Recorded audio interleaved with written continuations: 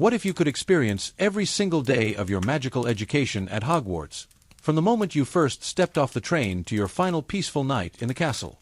Tonight, you'll live an entire lifetime within these ancient walls, discovering not just spells and potions, but the gentle rhythm of a world where magic flows as naturally as breathing. Hey guys! Welcome back to our channel. Today we will dive into a wizard experience. We might have to swap some words because of copyright claims, but surely true fans will keep up the pace. Don't forget to comment down below where you are watching this video from and what time is it. Now, let's begin our adventure. Segment 1. Arrival and Awakening. The letter and the journey to belonging. Close your eyes and remember. You've always been different, haven't you? Those moments when you were younger, when you made the wilted sunflowers in your neighbor's garden suddenly bloom with a single touch. When you whispered to the stray cat behind the grocery store and it actually seemed to understand, following you home with purpose in its amber eyes. Your grandmother's house always smelled of lavender and something else, something you couldn't quite name. Now you know it was magic, lingering in the air like morning mist. Her garden grew impossible things, roses that bloomed in December, herbs that glowed softly in moonlight, and that old oak tree that seemed to hum with ancient secrets. Remember how she would smile when you asked about the strange books in her study? The ones with covers that seemed to shift and change when you weren't looking directly at them? "All in good time, little star," she would say, ruffling your hair with fingers that always felt slightly electric. Your first real magic happened on a Tuesday. You were 8 years old, sitting in the school cafeteria, frustrated because you'd forgotten your lunch money again. You stared at the empty tray in front of you, wishing desperately for something, anything, to eat. When you opened your eyes, there was a perfect apple sitting there, red as a ruby and warm as if it had just been picked from a tree in summer sunshine. The lunch lady never asked where it came from. She just smiled and winked, and you wondered if maybe, just maybe, you weren't the only one with secrets. Then there was the incident with the rain. You were walking home from school, and the sky opened up without warning. But as the first drops began to fall, you threw your hands up in frustration and shouted, "Not today!" The rain parted around you like you were walking under an invisible umbrella, creating a perfectly dry circle that followed you all the way home. Your parents thought it was just a coincidence. A strange wind pattern, they said. But you knew better. You could feel the magic humming in your veins, warm and alive and waiting. The truth came to you gradually, like dawn breaking over a mountain range. You began to notice things, the way shadows moved differently around you, how electronics sometimes sparked when you were upset, how you could sense thunderstorms hours before they arrived. Your great-uncle Marcus, who visited every Christmas, had eyes that twinkled with knowing. He would bring you books, not children's books, but thick volumes with titles like The History of Astronomical Calculation and Botanical Mysteries of the Ancient World. Your parents thought they were far too advanced for you, but you devoured them, understanding concepts that should have been beyond your years. "Magic runs in families," he told you one snowy evening, his voice barely above a whisper. "Like blue eyes or curly hair. Some get it, some don't. But those who do, well, they're destined for extraordinary things." He showed you a photograph that night, sepia-toned and slightly blurred, showing a magnificent castle with towers that spiraled up into star-filled skies. "Celestial Academy," he said. "Where our family has studied for generations. Where you'll study too, when you're ready." You tucked that photograph under your pillow and dreamed of stone corridors and floating candles, of libraries that stretched up beyond sight and gardens where mythical creatures grazed peacefully in eternal twilight. Your first visit to Mystic Alley happens on a humid August morning. Your great-uncle Marcus leads you through what appears to be an ordinary brick archway between two mundane shops, but as you step through, the world transforms completely. The alley stretches before you like something from a fever dream, cobblestones that shimmer with embedded gems, shops that lean at impossible angles, and street lamps that burn with flames of every color imaginable. The air itself seems thick with possibility, carrying the scent of cinnamon, old parchment, and something electric that makes your skin tingle. "First time is always overwhelming," Marcus says, his hand steady on your shoulder. "Take your time. Let it all sink in." Above you, shop signs creak and sway without any wind. One reads, "Stellar Supplies," in letters that seem to be made of actual starlight. Another, "Moonbeam Manuscripts," has words that phase in and out of existence like they're written in mist. Your first stop is Constellation Credit Union, a marble building that seems to reach up into the clouds. The creatures working there aren't goblins. They're something else entirely, with skin like polished silver and eyes that hold the depth of galaxies. They're called Star Keepers, and they guard the magical currency with fierce pride. The coins they count into your palm are unlike anything you've ever seen. Some are warm to the touch, others feel cool as moonlight. A few actually glow with soft bioluminescence, and when you hold them up to the light, you can see tiny constellations moving within the metal itself. Celestial coins, the Star Keeper explains, her voice like wind chimes. Mined from meteors and blessed by moon-touched springs. Spend them wisely, young scholar. The weight of them in your new leather pouch feels significant, like you're carrying condensed starlight in your pocket. Willowmere's wand workshop is tucked between a cauldron shop and a store selling what appears to be bottled aurora. The bell above the door rings with the sound of distant thunder as you enter.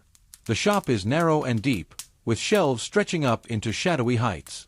Thousands of wands rest in individual slots, each one unique, each one waiting for its perfect match. The air smells of cedar, ozone, and something indefinable that makes your heart race. An elderly woman emerges from the back room, her hair silver as moonbeams and her eyes the color of storm clouds. "Ah," she says, studying you with interest. "Marcus's great niece. I've been expecting you."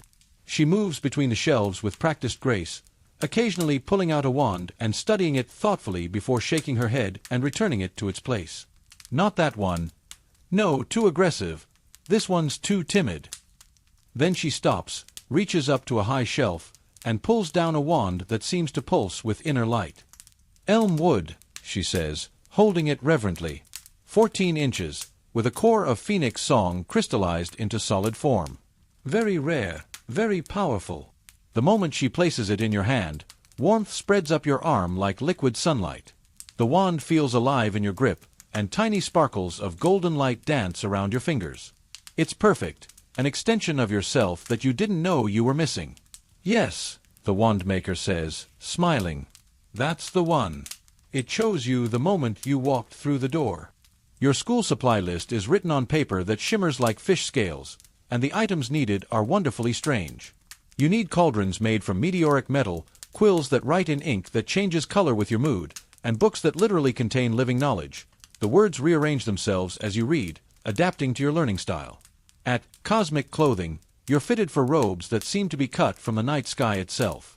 The fabric is deep midnight blue with tiny stars embroidered throughout, and they shift and twinkle as you move. The seamstress, a woman whose hands glow with soft golden light, adjusts them perfectly to your measurements. "Growing robes," she explains, her voice melodic. "They'll adjust as you do. And see here," she points to the hem, "they're enchanted to keep you warm in winter and cool in summer." Very practical magic. Your cauldron is a beautiful thing, hammered from metal that fell from the sky centuries ago.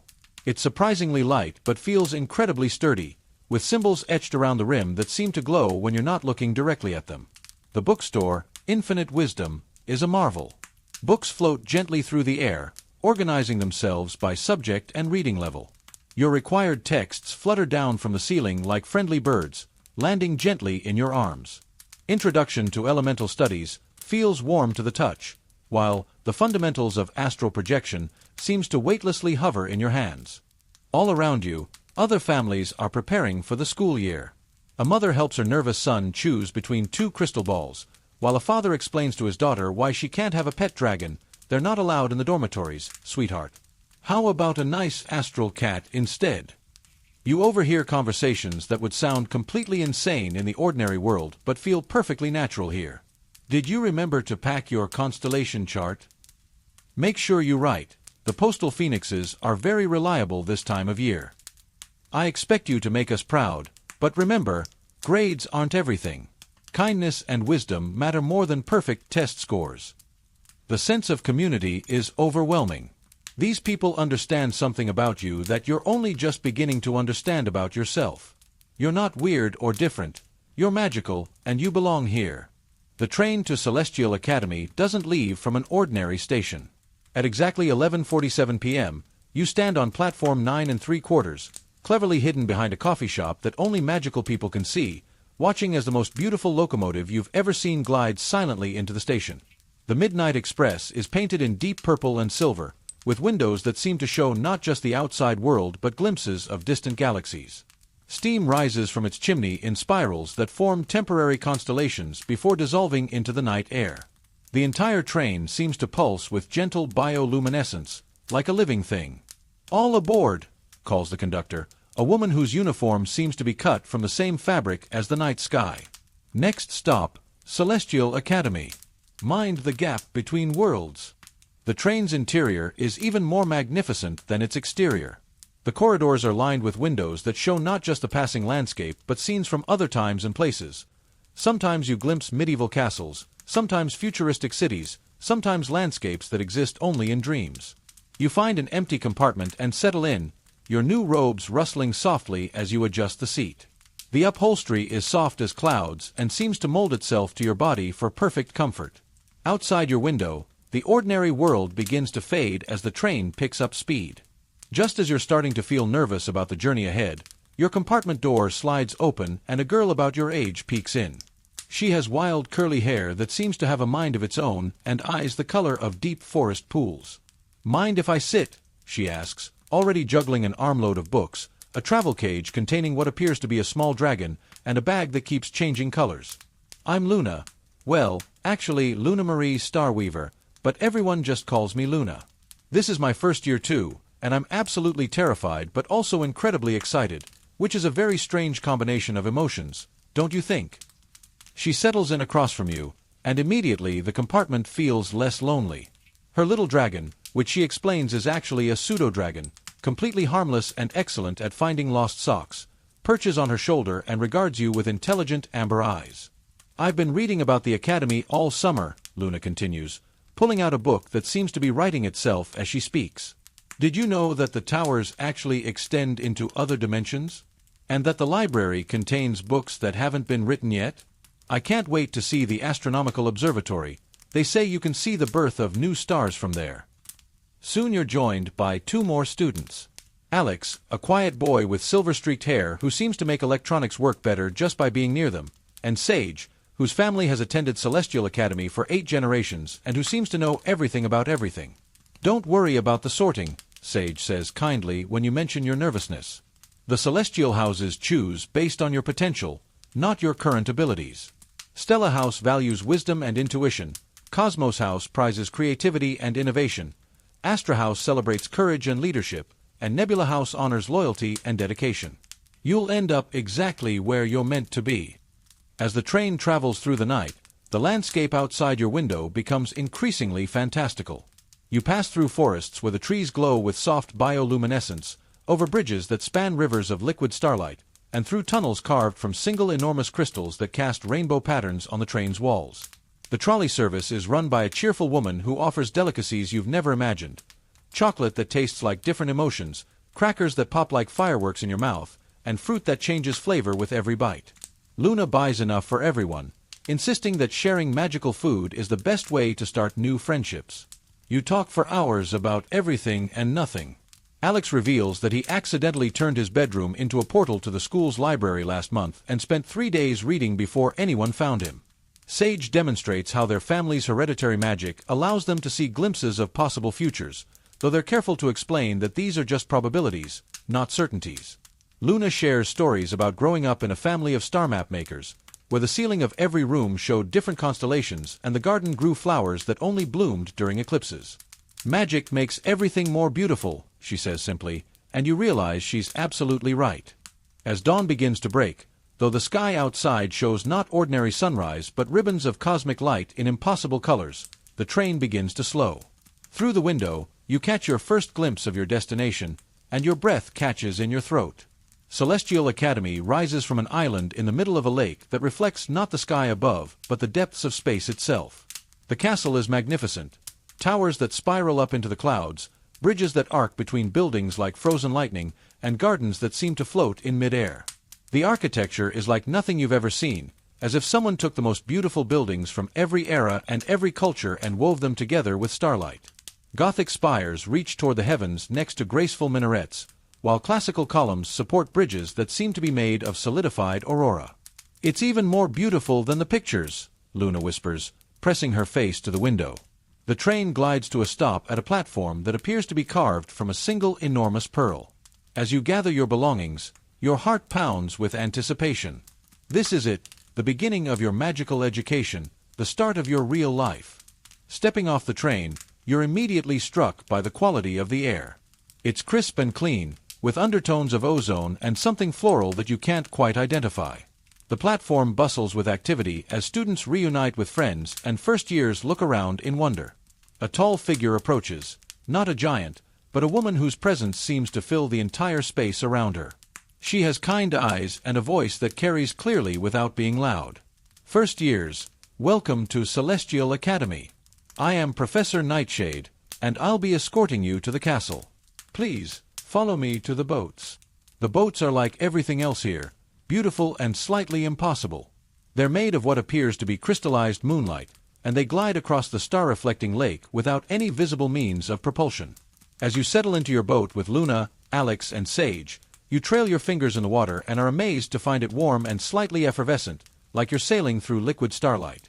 The castle grows larger as you approach, revealing details that take your breath away. Windows glow with warm golden light, and you can see figures moving about inside, students and teachers going about their evening routines. Towers reach up into the sky so high that their tops are lost in swirling mists that sparkle with their own inner light.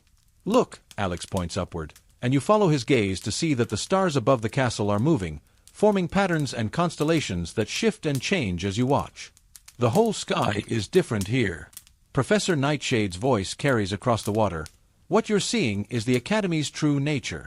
We exist partially in your world and partially in the realm of pure magic. The stars you see are the dreams and aspirations of every student who has ever walked these halls. Tonight, yours will join them. As your boat glides up to the castle's water-level entrance, you realize that your ordinary life is officially over. Whatever happens next, you're no longer just a person with strange abilities and unexplained experiences. You're a student at Celestial Academy, about to begin the most incredible adventure of your life. The great doors of the castle swing open as you approach, revealing an entrance hall that seems to stretch up into infinity. Floating candles provide warm light, and the walls are lined with portraits of previous students and teachers, some of whom wave cheerfully as you pass. Welcome home, Professor Nightshade says softly, and you realize that's exactly what this feels like. After years of feeling like you didn't quite fit anywhere, you've finally found the place where you belong. Your magical education is about to begin, and you can hardly wait to see what wonders await you in the halls of Celestial Academy. Segment 2.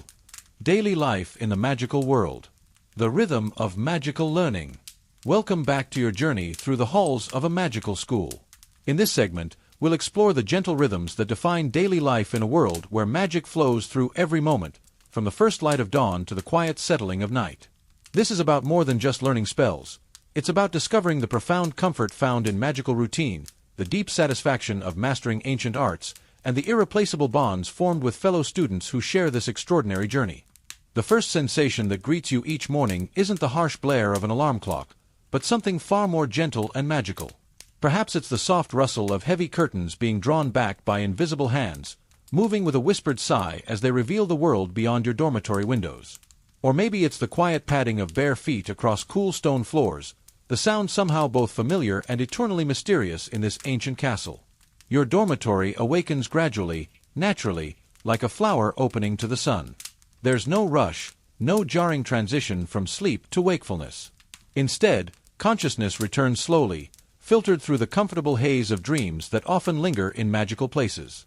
You might dream of flying, of conversations with portraits, or of mastering spells that seem just beyond your waking ability. These dreams don't fade as quickly as ordinary dreams. They seem to carry a weight of possibility that stays with you as you begin your day. The quality of light that fills your common room is unique to your house, and it's one of the first things you notice each morning.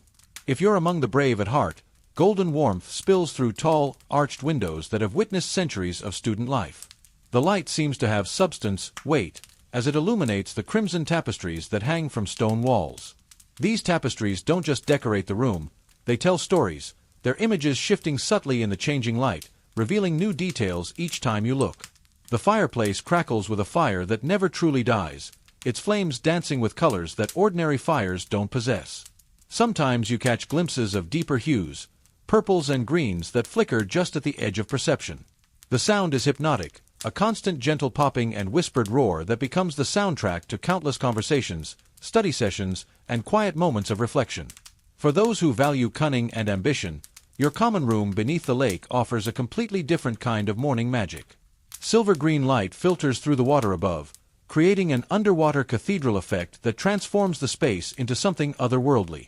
The light shifts and ripples constantly, casting serpentine patterns on the walls that seem to move with purpose and intelligence. It's never quite the same twice. Sometimes the patterns form shapes that look almost like runes, other times they simply create an abstract beauty that speaks to something deep in your magical consciousness. The furniture here is elegant and sophisticated, crafted from dark wood that seems to absorb and reflect the aquatic light in equal measure. The chairs are high-backed and comfortable, designed for long conversations and longer study sessions. The tables are solid and practical, their surfaces worn smooth by generations of students who have sat here plotting, planning, and dreaming of their futures in the magical world. This is a place of quiet contemplation, where morning conversations happen in hushed tones that seem to carry the weight of ancient secrets. There's something about the underwater setting that encourages introspection, that makes even casual remarks feel profound. Students here often speak of their ambitions with a clarity and focus that's remarkable. Perhaps it's the environment, or perhaps it's simply that this house attracts those who know what they want and aren't afraid to pursue it. The wise find themselves in a tower where morning light streams through tall, arched windows that frame views of rolling hills and distant mountains. The blue and bronze furnishings seem to shimmer with intelligence, and the room itself feels like a sanctuary of learning. Books are everywhere, not just on shelves, but scattered on tables, stacked in corners, and sometimes floating gently near the ceiling, their pages turning themselves as if reading their own contents. The air here feels different, charged with intellectual energy. Conversations tend toward the philosophical, the theoretical, the wonderfully abstract. Students debate the finer points of spell theory, discuss the historical implications of magical discoveries, and pose questions that have no easy answers. It's a place where curiosity is not just encouraged but celebrated, where the pursuit of knowledge is seen as its own reward. And if you're among the loyal and true, your common room welcomes you with the warm yellow glow of a perpetual golden hour. The round windows frame pastoral scenes of rolling hills and distant forests, and the room itself feels like a warm embrace. The furniture is comfortable and inviting. Overstuffed chairs that seem to hug you as you settle in, low tables perfect for spreading out homework or sharing meals, and a fireplace that radiates not just warmth but a sense of home. This is a place where everyone is welcome, where differences are celebrated rather than merely tolerated. The conversations here are warm and inclusive, filled with laughter and genuine care for one another. Students help each other with homework not out of obligation but out of genuine desire to see everyone succeed. There's a sense of family here that goes beyond mere friendship. It's the kind of bond that lasts a lifetime. Breakfast in the Great Hall is a symphony of gentle chaos that never fails to amaze you, no matter how many mornings you've experienced it. The hall itself is a marvel of magical architecture, so vast that it seems to stretch beyond the limits of the castle itself, yet somehow intimate enough that you can carry on conversations with friends sitting nearby. The stone walls rise impossibly high, their surfaces covered with banners representing the four houses, each one moving gently in breezes that exist only in this magical space. You know exactly where you belong, your section of the long table, your familiar spot among friends who have become family. The bench beneath you is worn smooth by countless students who sat here before you, and there's profound comfort in being part of this continuing story. The wood itself seems to hold memories, and sometimes you fancy you can feel the echo of conversations from decades past, the laughter of students who once sat exactly where you sit now. The ceiling above mirrors the sky outside, but it's more than just reflection. It's interpretation, magic giving artistic expression to the natural world. On clear mornings, it's a canvas of soft blues and gentle clouds that seem to drift with purpose. When storms approach, the ceiling darkens dramatically, and you can watch lightning flash across its surface without any danger.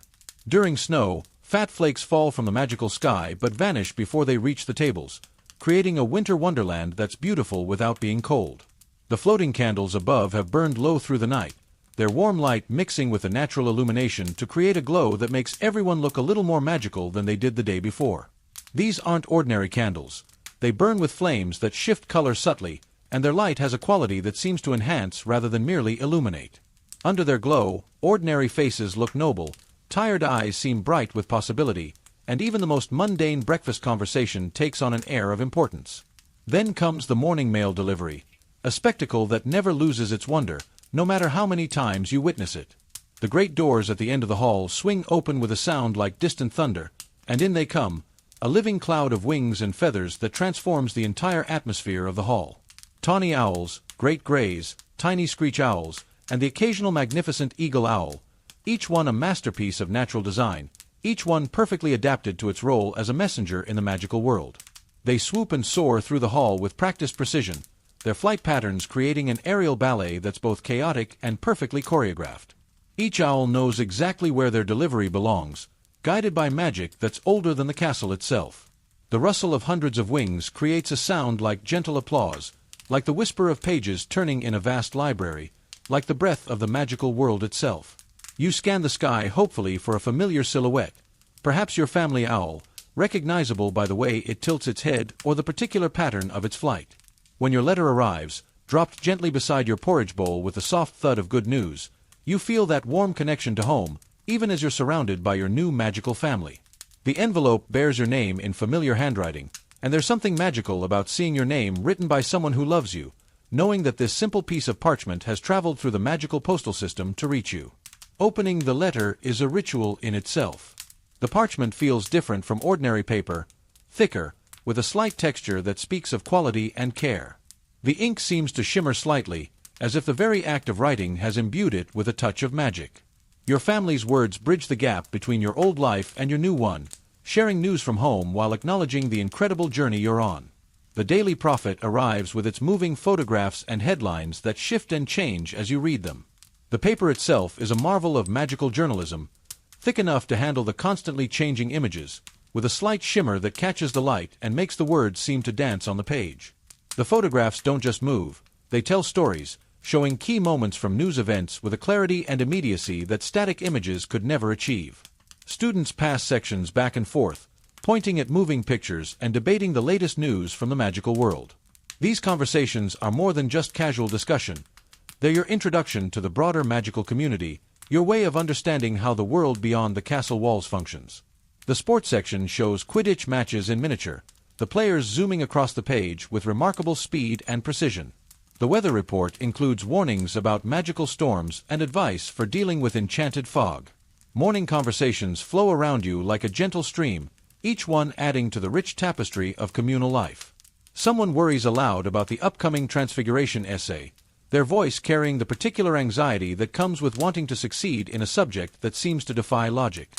Another student offers encouragement about a particularly tricky charm they mastered the day before, sharing the satisfaction of breakthrough and the confidence that comes with growing magical ability. These aren't just classmates, they're companions on a shared journey of discovery, each supporting the others as you all navigate this incredible new world together. The bonds formed over breakfast conversations, homework help, and shared moments of wonder are unlike any friendships you've known before. There's something about learning magic together that creates connections that go beyond ordinary friendship. You're not just growing up together, you're becoming magical together.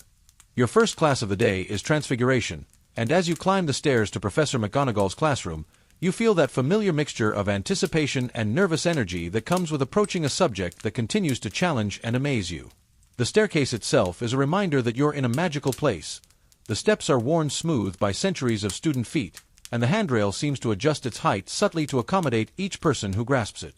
The classroom itself is a marvel of precision and purpose. Every desk is perfectly aligned, creating geometric patterns that seem to enhance the magical atmosphere. Every chair is positioned just so, and you've learned that there's actual magic in this precision. The careful arrangement of the room helps focus magical energy, making Transfiguration spells more reliable and effective. The windows are tall and let in abundant light, but it's light that seems filtered through the lens of learning, somehow more conducive to concentration than ordinary sunlight. The room has an atmosphere of serious study tempered by the wonder of what you're about to learn. The walls are lined with examples of successful transfigurations, a desk that was once a pig, a chandelier that began life as a hedgehog, a set of quills that were transformed from porcupine quills. These aren't just decorations, they're inspiration, proof that with enough practice and determination, you can reshape reality itself. Today's lesson focuses on the fundamental principle of changing one object into another, specifically, transforming a simple button into a living beetle. It sounds straightforward, but you've learned that in magic, the simplest sounding tasks often hide the deepest complexities. Professor McGonagall begins by explaining the theoretical foundation. Transfiguration isn't just about changing appearance, it's about fundamentally altering the nature of an object, convincing the universe that something that was one thing is now something completely different. She demonstrates first, her wand moving in a precise, economical gesture that seems to channel centuries of magical knowledge. The button on her desk, a simple wooden disc, unremarkable in every way, shimmers for a moment, its edges becoming fluid, reality itself seeming to waver around it. Then, suddenly, it's a small black beetle, its legs moving with purpose as it explores its new existence. The transformation is complete, perfect, magical in the truest sense of the word. Now it's your turn. You hold your own button, a simple wooden disc, smooth and warm from your palm. The concentration required is unlike anything you've experienced before, different from the focused attention needed for other spells. You must hold the image of the beetle clearly in your mind while simultaneously willing the button to change its very nature. It's not enough to imagine the beetle. You must believe in it, must convince both your magic and the universe that this transformation is not just possible but inevitable. Your first attempts produce only the slightest changes. Perhaps the button grows slightly warmer, or you think you see it twitch. But even these small signs are encouraging. They mean your magic is responding, that the connection between your will and the object is beginning to form. Professor McGonagall moves through the classroom, offering quiet corrections and encouragement, her experienced eye-catching details that you might miss. Feel the wood, she instructs, her voice carrying the authority of someone who has taught this lesson hundreds of times. Understand its nature before you try to change it. Wood was once alive, part of a tree that grew and changed with the seasons. Use that memory of life to help it accept new life. With each attempt, guided by her patient corrections and your growing understanding, you begin to grasp the subtle relationship between intention, focus, and magical energy. It's not just about waving your wand and saying words. It's about creating a perfect harmony between your conscious will, your unconscious magical ability, and the object you're trying to transform. When you finally succeed, the moment is electric. Your button doesn't just become a beetle. It becomes your beetle, a creature you've brought into being through your will and magical ability. The transformation happens in an instant, but the preparation took time, patience, and a kind of faith in magic that you're still learning to develop. The beetle moves across your desk, very much alive, very much real, and you feel a profound sense of accomplishment mixed with wonder at what you've just achieved. The transition to potions takes you deep underground, into the cool, stone-lined dungeons where the air itself seems thick with magical possibility. The temperature drop is noticeable as you descend, and you pull your robes closer around you, feeling the contrast between the warm upper levels of the castle and these ancient depths. The flickering torchlight creates dancing shadows on the walls, and you can hear the distant drip of water that speaks of the castle's age and depth. The potions classroom has an entirely different atmosphere from Transfiguration. Where McGonagall's room is about precision of movement and clarity of thought, the potions classroom is about precision of measurement and understanding of process. The walls are lined with shelves containing hundreds of jars, bottles, and containers holding ingredients that range from the mundane to the exotic. Pickled toads float in cloudy liquid, dried roots hang in bunches that cast strange shadows, and powdered substances shimmer with their own internal light. Your workspace is a solid stone desk, cool to the touch, with built-in holders for vials and measuring tools. Everything has its place, and you've learned that organization in potions isn't just helpful, it's essential. The wrong ingredient added at the wrong time can turn a healing potion into a poison, a beauty enhancement into a curse. The cauldron before you is made of pewter, its surface bearing the subtle marks of countless previous brews. Each mark tells a story of a student who sat here before you, learning the same lessons, making the same mistakes, achieving the same breakthroughs. As you light the fire beneath your cauldron, you feel the ancient connection between heat, transformation, and magic. Fire has been humanity's partner in transformation for millennia, and in the magical world, that partnership takes on new dimensions. The flame beneath your cauldron isn't just providing heat, it's participating in the magical process, its energy becoming part of the potion itself. Today's potion is a wit-sharpening potion, designed to enhance mental clarity and focus. The irony isn't lost on you. You need mental clarity to brew a potion that will give you mental clarity. The recipe is complex, requiring careful measurement and perfect timing. Each ingredient must be prepared in a specific way, added at a precise moment, and stirred with exact attention to direction and number of rotations. You begin by slicing moonstone with a silver knife, the blade creating sparkling powder that catches the torchlight like captured starlight. The moonstone must be powdered to a specific fineness. Too coarse and it won't dissolve properly, too fine and it will overpower the other ingredients. The motion of the knife becomes meditative, each stroke deliberate and purposeful. The dried billywig stings must be added whole, dropped into the bubbling cauldron with a soft plop that releases a sweet, almost intoxicating aroma. The liquid changes color from clear to pale yellow, and small bubbles begin to form at the surface. These bubbles are important. They indicate that the magical reaction is beginning, that the ingredients are starting to work together to create something greater than the sum of their parts. Next comes the scarab beetle, crushed to a fine powder with a mortar and pestle. The grinding motion must be clockwise, exactly 47 rotations, no more, no less. The number isn't arbitrary. It's based on ancient magical principles that connect the physical action of preparation to the metaphysical properties of the final product. As you grind, you can feel the beetle's natural magic being released, becoming available to enhance the potion. The dried nettles must be added counterclockwise, with exactly 7 stirs after each addition. The stirring motion is crucial. It creates a vortex that draws the magical properties of the ingredients together, encouraging them to bond and react. As you stir, you can feel the resistance of the liquid, the way it seems to thicken and become more substantial with each rotation. The final ingredient is ginkgo leaf, which must be added while the potion is still bubbling but after the color has changed from yellow to deep amber. The timing is critical. Too early and the leaf will overpower the other ingredients. Too late and it won't integrate properly. You watch the color change carefully, noting the subtle shift from bright yellow to the deeper, richer amber that indicates the potion is ready. When you add the ginkgo leaf, the transformation is immediate and dramatic. The bubbling intensifies, the color deepens to a rich gold, and the aroma becomes sharp and invigorating. The successful completion of a potion brings a unique satisfaction that's different from the instant gratification of successful transfiguration. This has been a process, a journey of careful attention and patient work that has resulted in something genuinely useful and magical. Unlike transfiguration, where change happens in an instant, potions reward patience and careful attention to detail. When your brew achieves the perfect consistency and color, when the aroma is exactly right and the bubbles form the perfect pattern, you feel a deep sense of accomplishment. You've coaxed magic from ordinary ingredients through your skill and dedication, creating something that didn't exist before you began. Defense against the dark arts brings you to a bright, well-lit classroom where the atmosphere is completely different from the dungeons. The walls are painted in warm colors, the windows are large and let in plenty of natural light, and the overall feeling is one of safety and preparation rather than mystery and secrecy. The desks are arranged in a circle, allowing everyone to see each other and creating an atmosphere of mutual support and shared learning. Today's lesson centers on the shield charm, a fundamental protective spell that creates a barrier between you and potential harm.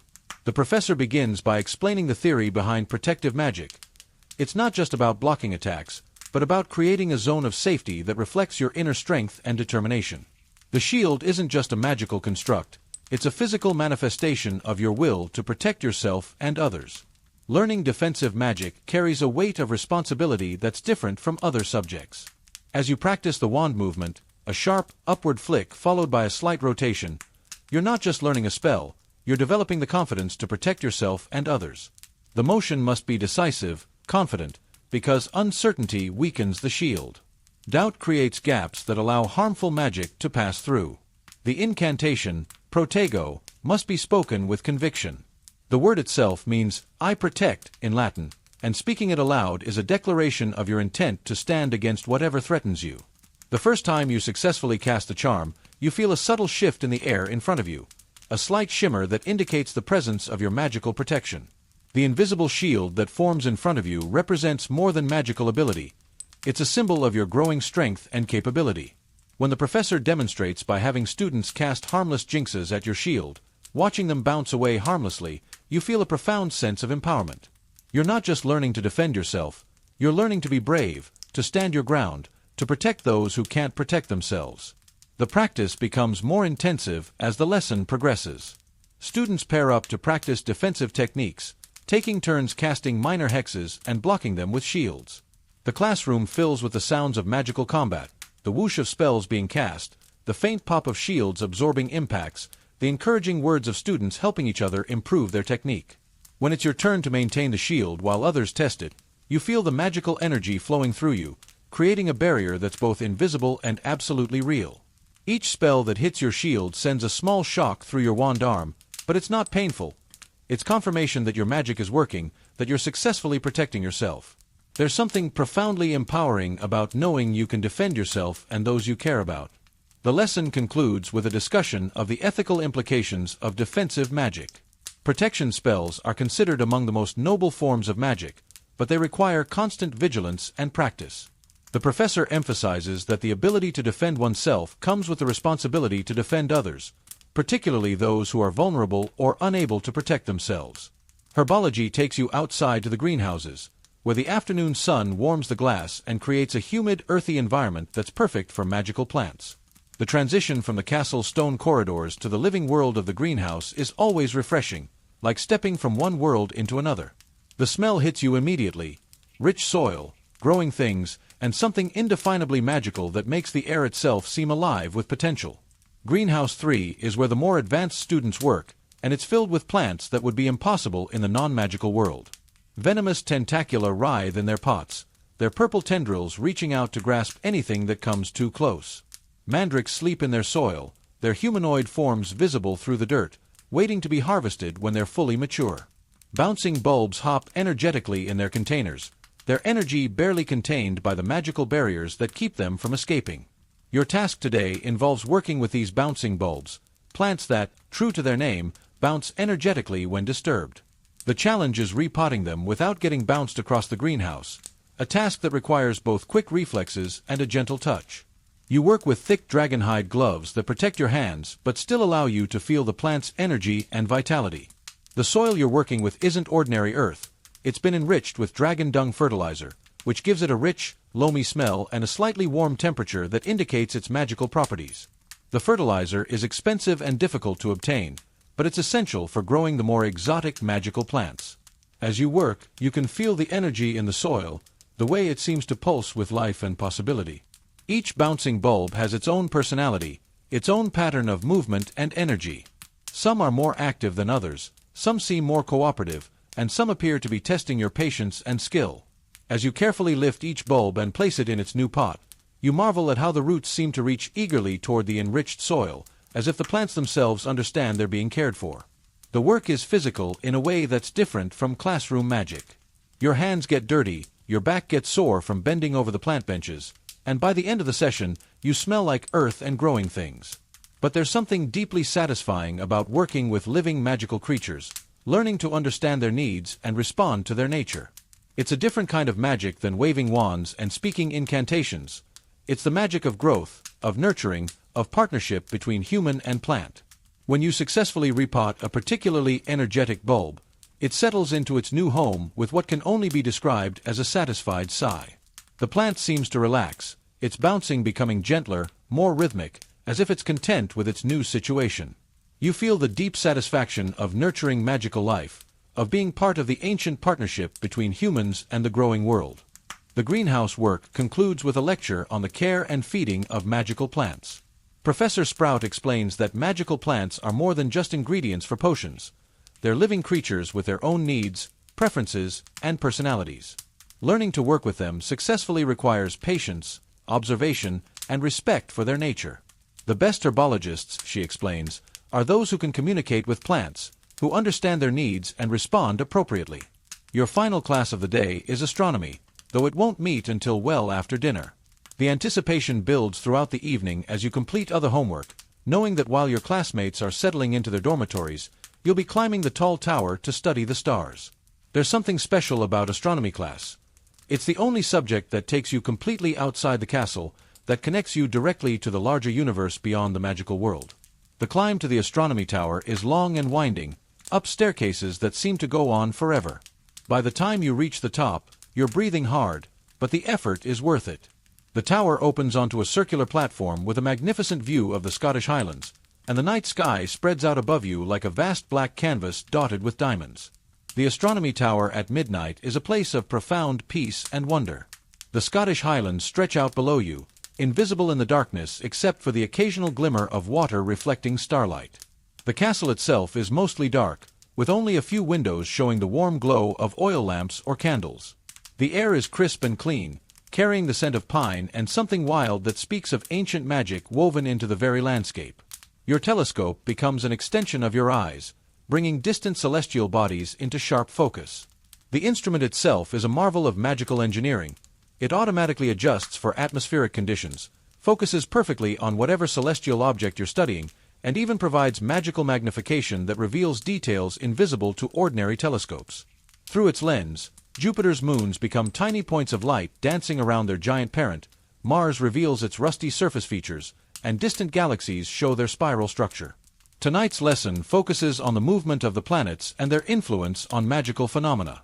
Professor Sinistra explains that the positions of celestial bodies affect the power and reliability of certain spells, that understanding astronomical cycles can help predict the best times for important magical work. The full moon enhances transformation magic, while the new moon is ideal for divination and prophecy. You chart the movements of planets on star charts that seem to come alive under your hands. The parchment is special. It responds to magical ink by showing the actual positions of stars and planets, creating a living map of the night sky. As you mark the position of Mars, the red on your chart actually glows with a faint red light.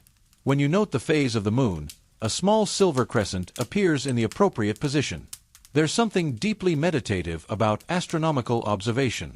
The act of focusing on distant stars requires you to quiet your mind and expand your awareness beyond the immediate concerns of daily life.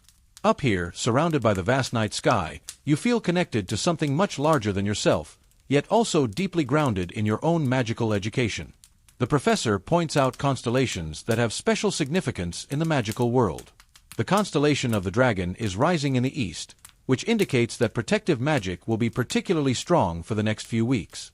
The Great Bear is directly overhead, suggesting that this is an excellent time for healing spells. The Southern Cross, visible on the horizon, indicates that divination magic will be especially reliable. As the lesson progresses, you begin to understand that astronomy isn't just about memorizing star positions. It's about understanding the magical rhythms of the universe, learning to read the cosmic signs that influence magical power. The night sky becomes a vast book written in light and shadow, and you're learning to read its pages. As the castle settles into evening and you make your way back from the astronomy tower, you're filled with the day's accumulation of knowledge and wonder. The corridors are quieter now, with only the occasional student hurrying to complete a forgotten task or returning from a late study session in the library. The portraits that line the walls are beginning to settle into their evening routines. Some are visiting friends in other frames, others are preparing for sleep, and a few are engaged in quiet conversations that stop when you pass. The castle at night has a different personality than during the day. The shadows are deeper, the magical atmosphere more pronounced. You can hear the buildings settling around you, the creak of ancient timbers, the whisper of wind through corridors, the distant sound of water moving through hidden passages. These aren't frightening sounds. They're the sounds of a living place, a building that has housed countless students over the centuries and continues to provide shelter and safety. Your common room welcomes you back like an old friend returning from a long journey. The fire has been refreshed by house elves, casting dancing shadows on the walls and creating pockets of warm, golden light that seem perfect for study and reflection.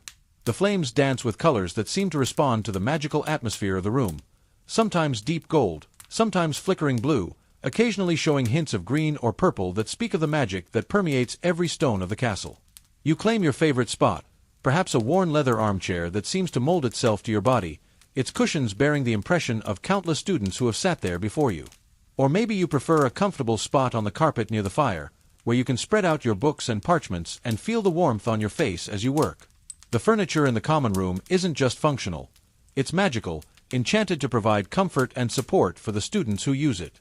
The evening study session begins with a gentle scratch of quills on parchment, a sound that has echoed through these rooms for centuries. It's a productive, comforting sound that speaks of learning and growth, of students working together toward common goals. Someone is carefully copying star charts from the evening's astronomy class, their diagrams precise and detailed, each constellation rendered with the care of an artist creating a masterpiece. Another student mutters quietly as they practice wand movements for tomorrow's charms lesson, their whispered incantations mixing with the soft sounds of study. The words of spells have a musical quality when spoken softly, and the repetitive practice creates a rhythm that's both soothing and purposeful. You can see the magical energy beginning to gather around their wand, tiny sparks that indicate their growing mastery of the techniques. Your own transfiguration essay requires careful thought and precise language. The subject is the theoretical foundations of object transformation, and you find yourself thinking back to the morning's lesson, trying to capture in words the feeling of magical energy reshaping reality. The parchment beneath your quill seems to absorb the ink with a slight shimmer, and you wonder if there's magic in the very act of recording magical knowledge. The ink itself is special. It's made from ingredients that include powdered moonstone and essence of phoenix feather, giving it properties that ordinary ink lacks. It flows smoothly from your quill, and the words seem to have a weight and permanence that makes your thoughts feel more important, more real. Writing with magical ink on magical parchment creates a connection between your thoughts and the magical world that's deeper than mere recording of information. As you write, you become aware of the conversations happening around you. A group of third-year students is working on a particularly challenging potions problem. Their voices low but animated as they debate the proper order of ingredients. Their discussion is sophisticated, showing how much they've learned and how seriously they take their studies. They're not just memorizing recipes, they're understanding the underlying principles that make magical brewing possible. Two seventh-year students are helping a nervous second-year prepare for her first transfiguration practical exam. Their patience and kindness are remarkable, and you're reminded of how the house system creates not just competition but genuine care and support. The older students remember being in the same position, remember the anxiety and uncertainty that comes with learning magic, and they're committed to helping the younger students succeed. Gradually, the common room begins to empty as students finish their work and prepare for bed. The younger students are the first to retire, gathering their books with yawns and quiet goodnights. They move with the easy tiredness of children who have spent their day learning and playing, their energy expended in the best possible way. Their departure leaves the common room quieter, more intimate, with only the older students remaining to tackle the more challenging assignments. The fire burns lower as the evening progresses, and the room takes on a different atmosphere. The light becomes warmer, more golden, and the shadows grow longer and more comfortable. This is the time for deeper conversations, for sharing thoughts and feelings that might not emerge during the busy daylight hours. Someone shares their homesickness, describing a letter from home that made them realize how much they've changed since arriving at the castle. Another student talks about their career aspirations, their hopes for using their magical education to make a difference in the world. These moments of connection, these quiet confidences shared in the warm glow of the dying fire, become as much a part of your magical education as any spell or potion. You're learning about friendship, about trust, about the bonds that form between people who share extraordinary experiences. The relationships you're building here will last far beyond your school years, and you can feel their importance even as they're being formed. You find yourself helping a second-year student with a tricky charms problem, and in explaining the concept to them, you deepen your own understanding. Teaching forces you to think about magic in new ways, to break down complex concepts into simpler components, to find different ways of explaining the same idea. The student's face lights up when they finally understand, and you feel a warm glow of satisfaction that comes from helping someone else succeed. The common room's magical atmosphere seems to enhance these study sessions. The warmth of the fire, the comfortable furniture, the soft lighting, everything combines to create an environment that's perfect for learning. Even difficult subjects seem more manageable when you're surrounded by friends who are facing the same challenges, when you can look up from your parchment and see others working just as hard, just as dedicated to mastering the magical arts. The house ghosts sometimes make appearances during these evening study sessions, drifting through the walls with their own ethereal presence. They're not frightening, quite the opposite. They're reminders of the castle's long history, of the countless students who have sat in these very chairs, working on similar assignments, facing similar challenges. The ghosts remember what it was like to be young and learning, and they sometimes offer gentle advice or encouragement to struggling students. As the night grows deeper, the conversations become more personal, more meaningful. Students share their fears about upcoming exams, their excitement about mastering new spells, their hopes for the future. These aren't just academic discussions, they're conversations about identity, about who you're becoming as you learn to wield magic. The magical education you're receiving is changing you in fundamental ways, and it's important to talk about these changes with people who understand what you're experiencing. The study materials themselves seem to come alive in the evening light. Textbooks that appeared mundane during the day reveal hidden depths when read by firelight. The illustrations move more animatedly, The text seems to shimmer with significance, and difficult concepts that eluded you during regular study hours suddenly become clear. There's something about the magical atmosphere of the castle at night that enhances learning, that makes the connection between student and subject matter stronger and more meaningful. Your potions notes, written in the morning's hurried script, now seem to tell a complete story of transformation and discovery. The ingredients you listed aren't just items on a shopping list. They're components of a magical system that's ancient, complex, and beautiful. The stirring patterns you recorded aren't just mechanical motions. They're part of a ritual that connects you to centuries of magical practitioners who have performed similar work. The transfiguration theories you're reviewing for tomorrow's essay take on new significance as you think about the morning's successful button-to-beetle transformation. The words on the page connect to your lived experience, creating a deeper understanding that goes beyond mere memorization. You're not just learning about magic. You're learning to think magically, to see the world through the lens of possibility and transformation. Defense Against the Dark Arts homework involves researching protective spells throughout history, and as you read about ancient wizards and witches who used their magic to defend their communities, you feel a connection to something larger than yourself. The shield charm you practice today is part of a tradition that stretches back thousands of years, and learning it makes you part of that tradition. The responsibility feels both heavy and inspiring. Your herbology notes describe the plants you worked with, but reading them now, you remember the feel of the soil, the energy of the living plants, the satisfaction of successful cultivation.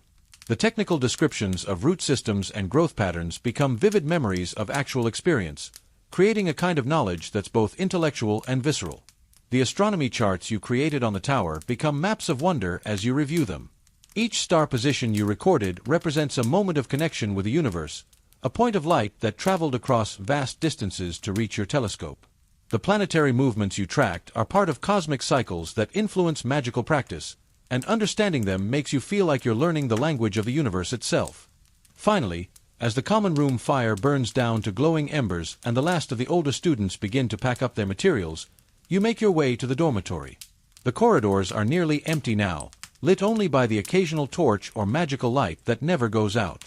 Your footsteps echo softly on the stone floors, a sound that seems to be absorbed by the ancient walls and added to the castle's vast collection of student memories. The dormitory door opens with a soft creak that somehow manages to be both familiar and magical. Inside, your housemates are in various stages of preparing for bed. Some are already asleep, their breathing deep and regular in the comfortable darkness. Others are engaged in the quiet rituals of bedtime, brushing teeth, changing clothes, settling into bed with a final book or letter from home. The simple act of brushing your teeth with a magical toothbrush seems like a small miracle after a day filled with larger magics. The brush cleans with perfect efficiency, reaching every surface and leaving your mouth feeling impossibly fresh. The magical bathroom facilities are marvels of convenience and cleanliness, with hot water that's always perfectly temperature and towels that dry themselves and fold neatly after use. Changing into your night clothes, you feel the weight of the day settling into your bones. It's not just physical tiredness. It's the satisfying exhaustion that comes from a day spent learning, growing, and challenging yourself. Your school robes, hung carefully in your wardrobe, carry the sense of the day, the earthy smell of the greenhouse, the clean stone scent of the transfiguration classroom, the mysterious aromas of the potions dungeon. Your four-poster bed waits for you like a sanctuary, its heavy curtains offering privacy and comfort. The mattress is firm but welcoming, and the sheets carry the clean scent of magic-dried laundry. The pillows are perfectly plump, enchanted to maintain their shape and support throughout the night. As you settle in, you can draw the curtains around you, creating a private world within the shared space of the dormitory. The weight of the day's learning settles on you like a comfortable blanket. Your mind processes the transformations you witnessed and performed, the potions you brewed, the spells you cast, and the connections you made. The button that became a beetle, the ingredients that became a potion, the movements that became magic. All of these experiences are becoming part of you, changing you in ways both subtle and profound. In the darkness of your dormitory, with the familiar sounds of your housemates breathing softly around you, you can hear the castle itself settling into night. The ancient timbers creak with the sound of wood that has supported these walls for centuries. Somewhere in the distance, a portrait mutters in its sleep, and you can hear the soft hoot of an owl hunting in the grounds outside. The magical atmosphere of the castle seems to intensify at night, as if the darkness allows the magic to move more freely through the corridors and rooms. You can feel it in the air, a gentle tingling that speaks of spells being cast, potions being brewed, and magical creatures moving through the hidden spaces of the building. It's not frightening, it's comforting, like being wrapped in a blanket of benevolent magic. Your thoughts drift to the day's lessons and the knowledge you've gained. Each subject has added something to your understanding of the magical world, creating a complex web of interconnected learning. Transfiguration teaches you about the malleability of reality, while potions shows you how ingredients can be combined to create new possibilities. Defense against the dark arts gives you the tools to protect yourself and others, while herbology connects you to the living world of magical plants and creatures. Astronomy reminds you that magic is part of something vast and cosmic, that the spells you learn and the potions you brew are connected to the movements of planets and stars. The entire magical education you're receiving is preparing you not just to use magic, but to understand your place in the magical universe. Tomorrow will bring new challenges, new discoveries, and new moments of wonder. There will be spells to learn, potions to brew, essays to write, and friendships to deepen. The rhythm of magical learning will continue, carrying you forward on a journey that's transforming you from an ordinary person into a skilled practitioner of the magical arts. But tonight, you are exactly where you belong, a student in a school of magic, surrounded by friends who share your journey, sleeping peacefully in a castle where anything is possible.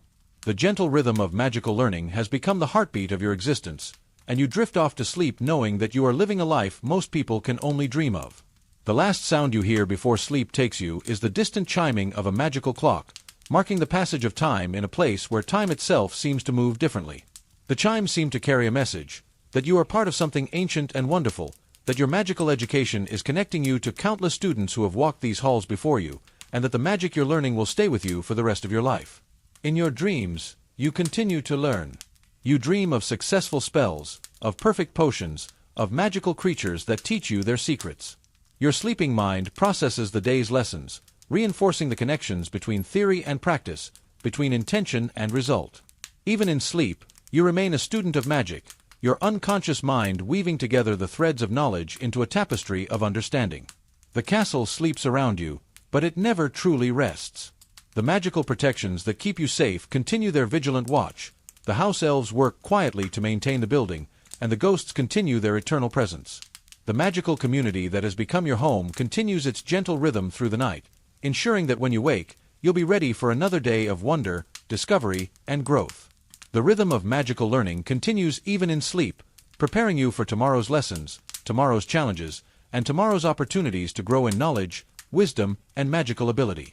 You are part of something timeless and wonderful, and this knowledge follows you into dreams that are themselves touched by magic. Segment 3. A quiet adventure or mystery. The secret of the 7th floor. The mysterious discovery.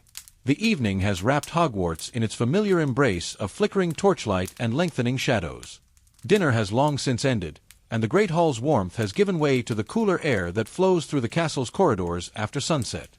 You've left the common room behind, its cheerful chaos of students discussing homework and weekend plans suddenly feeling too crowded for your current mood. Your mind seeks something different tonight, not the companionable noise of friendship, but the deeper quiet that allows thoughts to settle and understanding to bloom. Your footsteps carry you upward through the castle's winding passages, past familiar doorways and sleeping portraits. The 2nd floor, with its abandoned girls' bathroom and the nervous ghost who haunts it. The 3rd floor, where you've learned to avoid certain corridors after curfew. The 4th floor, home to your favorite study alcove with its view of the grounds. But tonight, these familiar stops don't call to you.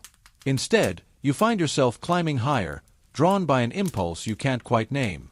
The 5th floor passes in a blur of tapestries and armor. The 6th floor, with its peculiar echo that makes footsteps sound like distant whispers. And finally, the 7th floor, a level of the castle that has always felt different from the others, though you've never been able to articulate exactly why. Perhaps it's the way the air seems thicker here, heavy with secrets and possibility. Or maybe it's how the portraits seem more contemplative, their painted eyes following your movement with an awareness that feels almost alive. As you walk these corridors, your mind turns inward, processing the day's experiences and the thoughts that have been building like storm clouds at the edges of your consciousness. The letter from home that arrived this morning sits heavily in your pocket, its familiar handwriting a bridge between your old life and this new one. Your family's news seems both precious and distant, stories of neighbors and seasonal changes, of daily routines that continue without you.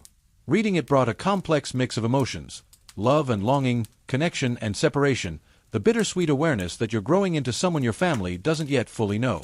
There's also the matter of the transfiguration essay that awaits your attention, not with the panic that once accompanied such assignments, but with a thoughtful anticipation.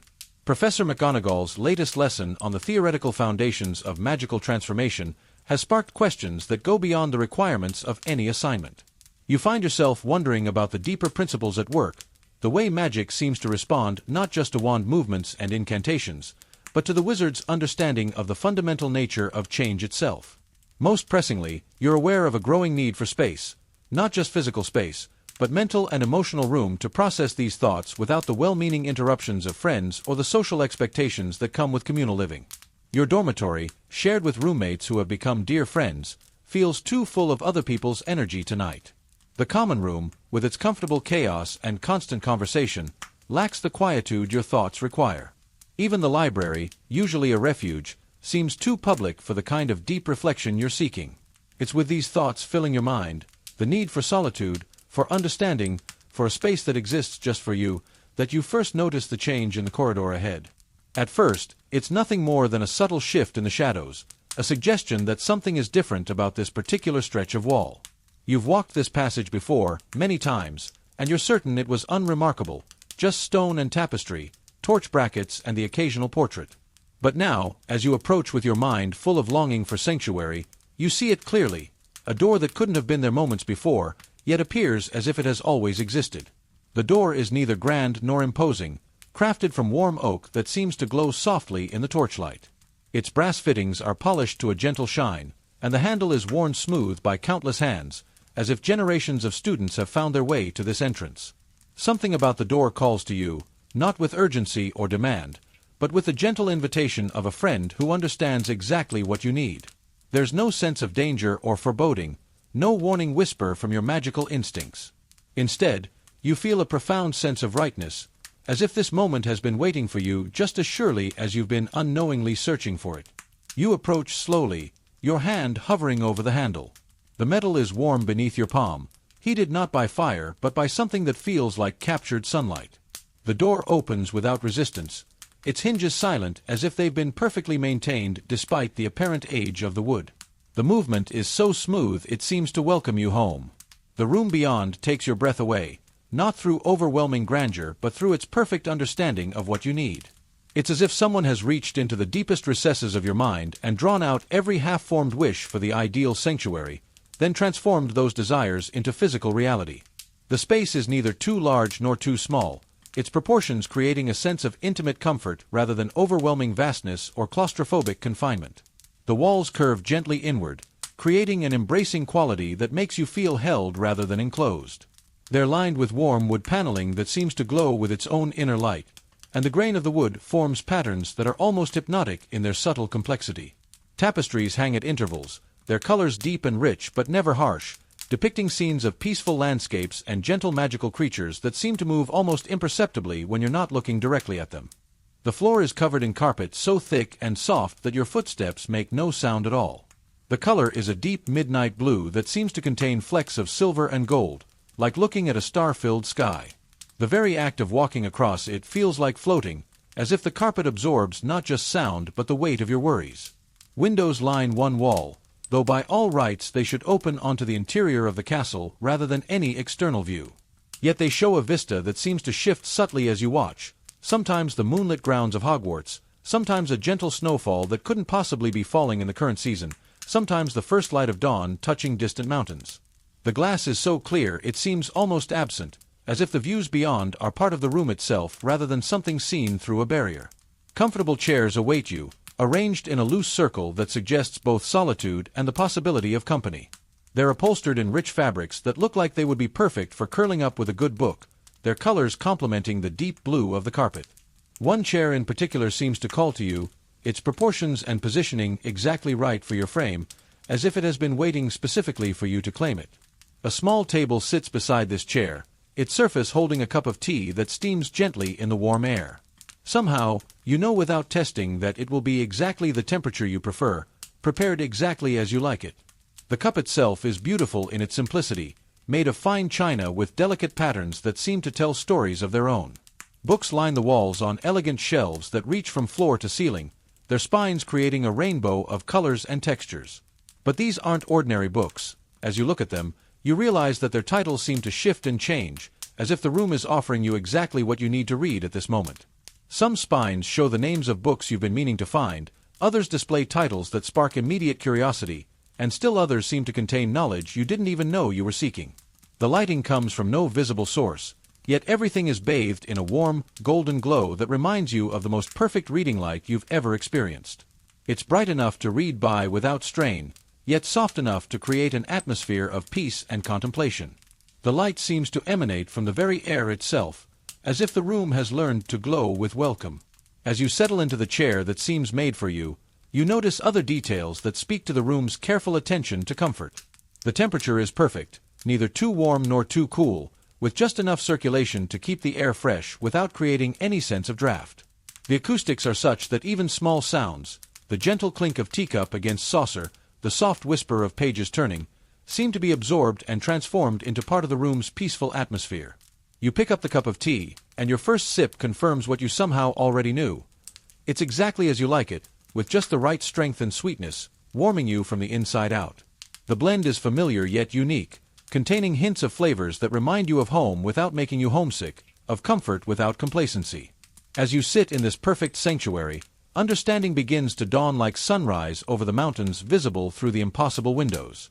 This is the room of requirement, spoken of in whispers by older students, mentioned in passing by professors who assumed everyone already knew about it. But you've never heard it described like this, not as a room that provides whatever you need, but as a space that understands the deepest longings of your heart and responds with love. The realization comes gently, like understanding a poem you've read many times before but never fully grasped. Hogwarts itself has been watching you, learning your rhythms, understanding your needs. This ancient castle, with its shifting staircases and hidden passages, its portraits that offer advice and its walls that hold centuries of student secrets, has been paying attention to one more young wizard learning to call it home. You spend the evening in peaceful solitude, reading from books that seem to contain exactly the knowledge you're seeking, sipping tea that never grows cold, surrounded by a silence that feels alive with possibility. The books you choose seem to speak directly to your current questions and concerns, offering not just information but understanding, not just facts but wisdom. One volume discusses the theory of magical transformation in terms that make Professor McGonagall's lessons suddenly click into place. Another explores the history of Hogwarts itself, revealing stories of students from centuries past who faced challenges similar to your own and found their way through with courage and wisdom. A third contains poetry that seems to capture perfectly the complex emotions of growing up in a magical world, the strange mix of wonder and homesickness that colors your daily experience. As the night deepens, you find yourself writing in a journal that appeared on the table beside your chair. The words flow easily, capturing thoughts and feelings that have been building for weeks.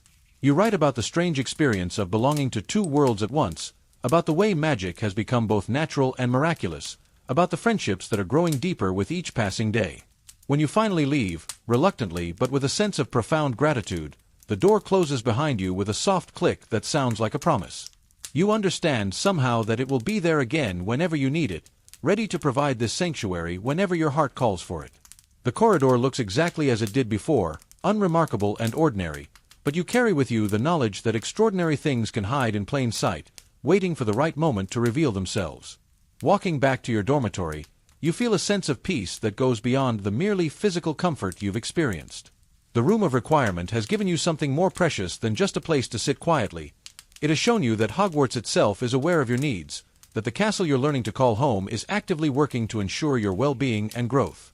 The days that follow your first encounter with the room of requirement are filled with a new awareness of the magic that surrounds you at Hogwarts. Your regular classes take on additional depth as you begin to understand that the castle itself is part of your education, teaching lessons that go far beyond any curriculum. The moving staircases, the shifting passages, the portraits that offer advice, all of these begin to seem less like architectural quirks and more like expressions of a living intelligence that has spent centuries learning how to nurture young wizards and witches. You find yourself returning to the 7th floor whenever the need for solitude calls. The door appears reliably now, as if it has accepted you as one of its own, recognizing your magical signature and your genuine need for the sanctuary it provides. Each visit brings new understanding, both of the room's nature and of your own developing relationship with magic and learning. The room seems to grow more attuned to your presence with each passing day, its responses becoming more nuanced and personalized. During your third visit, you arrive feeling particularly chilled from the November air. The Scottish autumn has settled over the castle with a vengeance, bringing with it the kind of bone-deep cold that makes you long for the warm summers of your childhood. As you step through the door, you discover that a small fireplace has appeared in the wall, its flames dancing merrily without any visible need for wood or tending. The fire provides just the right amount of warmth, neither too hot nor too gentle, and its light adds a cozy glow to the room's already perfect ambience. The chairs have been rearranged closer to the warmth, and a soft blanket waits folded on the armrest of your preferred seat. The blanket is made of the finest wool, dyed in colors that complement the room's palette while adding new notes of warmth and comfort. When you wrap it around yourself, it feels like being embraced by the room itself, a tangible expression of care and attention to your needs. By your fifth visit, you've begun to notice the subtle ways the room responds to your moods and needs, changes so gentle that you might miss them if you weren't paying attention. On days when you're struggling with a particularly challenging subject, the bookshelves seem to emphasize texts that will help you understand.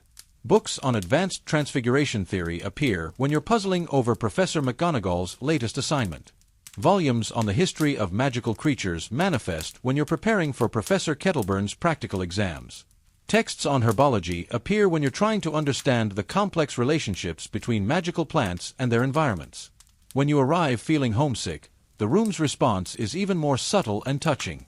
The windows show views that don't exactly match your home, but capture something essential about the landscapes that shaped your early years. If you grew up near the sea, you might see gentle waves lapping at a distant shore. If your childhood was spent in rolling hills, the windows might show similar geography painted in familiar colors. The room never provides exact replicas. Somehow, that would be too painful, but instead offers echoes and suggestions that bring comfort without deepening the ache of separation.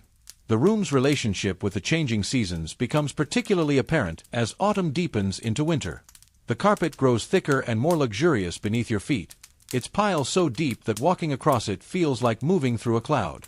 The colors shift subtly from the warm golds and deep blues of autumn to the silver and white of winter, with touches of evergreen that speak of endurance and hope. The view from the impossible windows shows snow falling gently on the grounds, but inside, the temperature remains perfectly comfortable, as if the room exists in its own climate of perpetual coziness. The fireplace becomes a constant presence as winter settles over the castle, its flames providing not just warmth but a mesmerizing focus for contemplation. You find yourself spending long minutes watching the fire dance, your mind relaxing into the kind of peaceful emptiness that allows new understanding to emerge. The fire never consumes actual wood, yet it crackles and pops with all the comforting sounds of a real hearth, complete with the occasional shower of sparks that somehow never pose any danger. You begin to use the space for more than just reading and reflection. It becomes your private study, where you can work on assignments without the distractions of the common room or the social pressures of a library. The desk that appears for this purpose is a marvel of practical magic, exactly the right height for your frame and equipped with drawers that seem to organize your notes and supplies better than you could manage yourself. The writing surface is smooth and perfectly level, with just enough texture to provide good grip for your quill. The chair provides ideal support for long hours of work, never leaving you with the aches and stiffness that plague you in less thoughtfully designed furniture. The room's assistance with your studies goes beyond mere comfort. When you're working on a particularly challenging assignment, reference materials appear on the shelves as if summoned by your need. Not the answers to your homework, the room seems to understand that providing those would undermine your learning, but background information, different perspectives, and explanatory texts that help you understand the underlying concepts. It's as if the room has access to the collective knowledge of centuries of students and teachers, offering exactly what you need to grow in understanding without doing the work for you. More importantly, the room becomes a place for the kind of deep thinking that school rarely allows time for. Here, you can process the day's experiences, sorting through new friendships, understanding your reactions to various classes, and slowly building your sense of who you are becoming in this magical world. The room seems to encourage this kind of reflection, providing not just physical comfort but a sense of mental spaciousness that allows thoughts to unfold naturally. It's during one of these contemplative sessions, as snow begins to fall in earnest outside the castle, that you make a discovery that changes your understanding of the room entirely.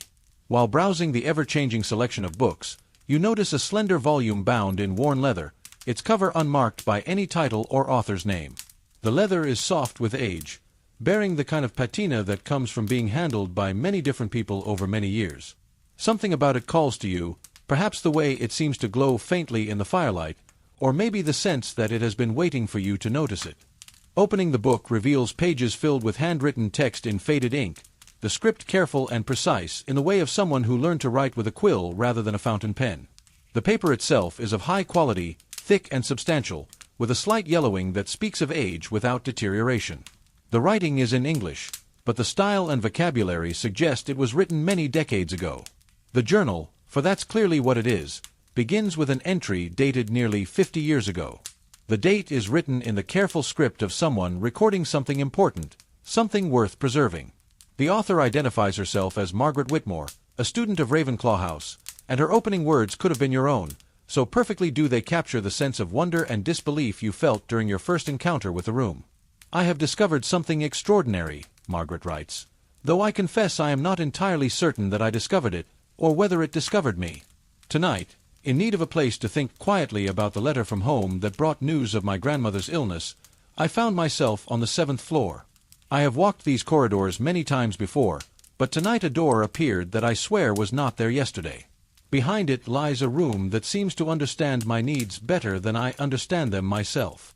As you read further, you discover that Margaret used this same room throughout her 7 years at Hogwarts. Her entries chronicle not just her academic progress, but her personal growth, her deepening understanding of magic, and her evolving relationship with the castle itself. She writes about the room's changes through the seasons, noting many of the same adaptations you've observed: the appearing fireplace, the shifting colors, the books that seem to anticipate her needs. But Margaret's journal reveals aspects of the room's nature that you haven't yet experienced. She writes about times when the room provided not just comfort but gentle challenges, moments when it seemed to push her toward growth rather than simply offering refuge. During her 6th year, when she was struggling with the decision of what to do after graduation, the room began providing books about various magical careers, but also personal accounts of wizards and witches who had found their calling in unexpected ways. "The room doesn't just give us what we want," Margaret observes in one particularly insightful entry. "It gives us what we need, even when we don't know what that is. Yesterday I wanted distraction from my worries about NEWTS, but the room provided focus instead. The books that appeared were exactly what I needed to understand the transfiguration concepts that had been troubling me. I left feeling not entertained but enlightened, not distracted but directed." Other names appear in the margins of Margaret's journal, added by different hands over the decades. These secondary authors have contributed their own observations and experiences, creating a collaborative record of the room's many kindnesses. Thomas Fairweather, class of 1987, has written extensive notes about using the room for practicing spell pronunciation when his stutter made class participation difficult.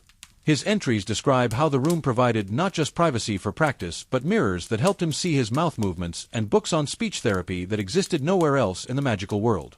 Elena Vasquez, class of 1995, has sketched small drawings of the room's various configurations in the journal's margins, including one where it provided a space for her to practice traditional dances from her homeland. Her sketches show how the room expanded to accommodate her movements, providing appropriate flooring and even mirrors when needed. She writes about how the room helped her maintain her connection to her cultural heritage while fully embracing her magical education. A student named James Chen, class of 2001, has added entries about using the room for meditation and mental discipline. His careful handwriting describes how the room provided not just quiet, but the kind of profound silence that allows for deep inner work. He writes about discovering advanced magical techniques through his meditative practice, facilitated by the room's perfect understanding of what he needed to explore the deeper aspects of magical theory. The journal reveals that you are part of a long tradition of students who have found sanctuary in this space. Each has discovered it when they needed it most, each has been offered exactly what they required, and each has left some record of their gratitude and understanding. You realize that the room doesn't just respond to individual needs, it holds and honors the experiences of all who have found refuge here, creating a kind of collective memory of student life at Hogwarts. Reading these accounts, you begin to understand something profound about Hogwarts itself. The castle isn't just a school building, no matter how magical its construction. It's a living entity in its own way, one that has spent centuries learning to care for the young people entrusted to its walls. The moving staircases aren't just architectural curiosities, they're part of a system that ensures students discover what they need when they need it. The portraits aren't just decorative, they're guardians and guides, part of the castle's extended awareness of student life and needs. This realization transforms your daily experience of school life. You begin to notice small kindnesses that you'd previously attributed to coincidence or overlooked entirely. The way a particular corridor always seems to lead you where you need to go, even when you're not entirely sure of your destination. The way the Great Hall's atmosphere seems to shift subtly to match the collective mood of the students, brighter and more energetic during celebrations, calmer and more nurturing during stressful periods like exams. You notice how your dormitory bed seems to provide exactly the kind of rest you need, whether that's the deep, dreamless sleep that comes after a particularly challenging day, or the gentle, restorative slumber that allows your mind to process new magical concepts. The common room furniture seems to arrange itself to facilitate the kind of interactions that are most needed: intimate conversation areas when someone needs to talk through a problem, or larger gathering spaces when the house needs to come together for support or celebration. Even the weather seems to respond to the collective needs of the school. Sunny days appear just when spirits need lifting, gentle rains provide the perfect backdrop for indoor study, and snow falls with timing that maximizes the wonder and joy it brings without seriously disrupting essential activities. You start keeping your own journal, adding your observations to the growing record of the room's kindnesses. Following the example set by previous students, you write not just about what the room provides, but about how it makes you feel, the ways it contributes to your growth and understanding. You record the afternoon when you arrived feeling overwhelmed by upcoming exams, and the room provided not just a quiet study space but a gentle reminder, through the careful selection of books available, that learning should be a joy rather than a burden. Today the room taught me something important. You write in your careful script. I came here feeling anxious about the charms practical exam, convinced that I would fail and disappoint everyone. But the books that appeared on the shelves weren't just about charms technique. They were about the history of magic, the joy of discovery, the wonder of being able to shape reality with thought and intention. Reading them reminded me why I love magic in the first place. The room didn't just help me prepare for the exam, it helped me remember why the exam matters. You record the evening when homesickness struck particularly hard, triggered by a letter from home that made your old life seem impossibly distant. The room responded by filling with the scent of your mother's favorite flowers, but not so strongly as to be overwhelming.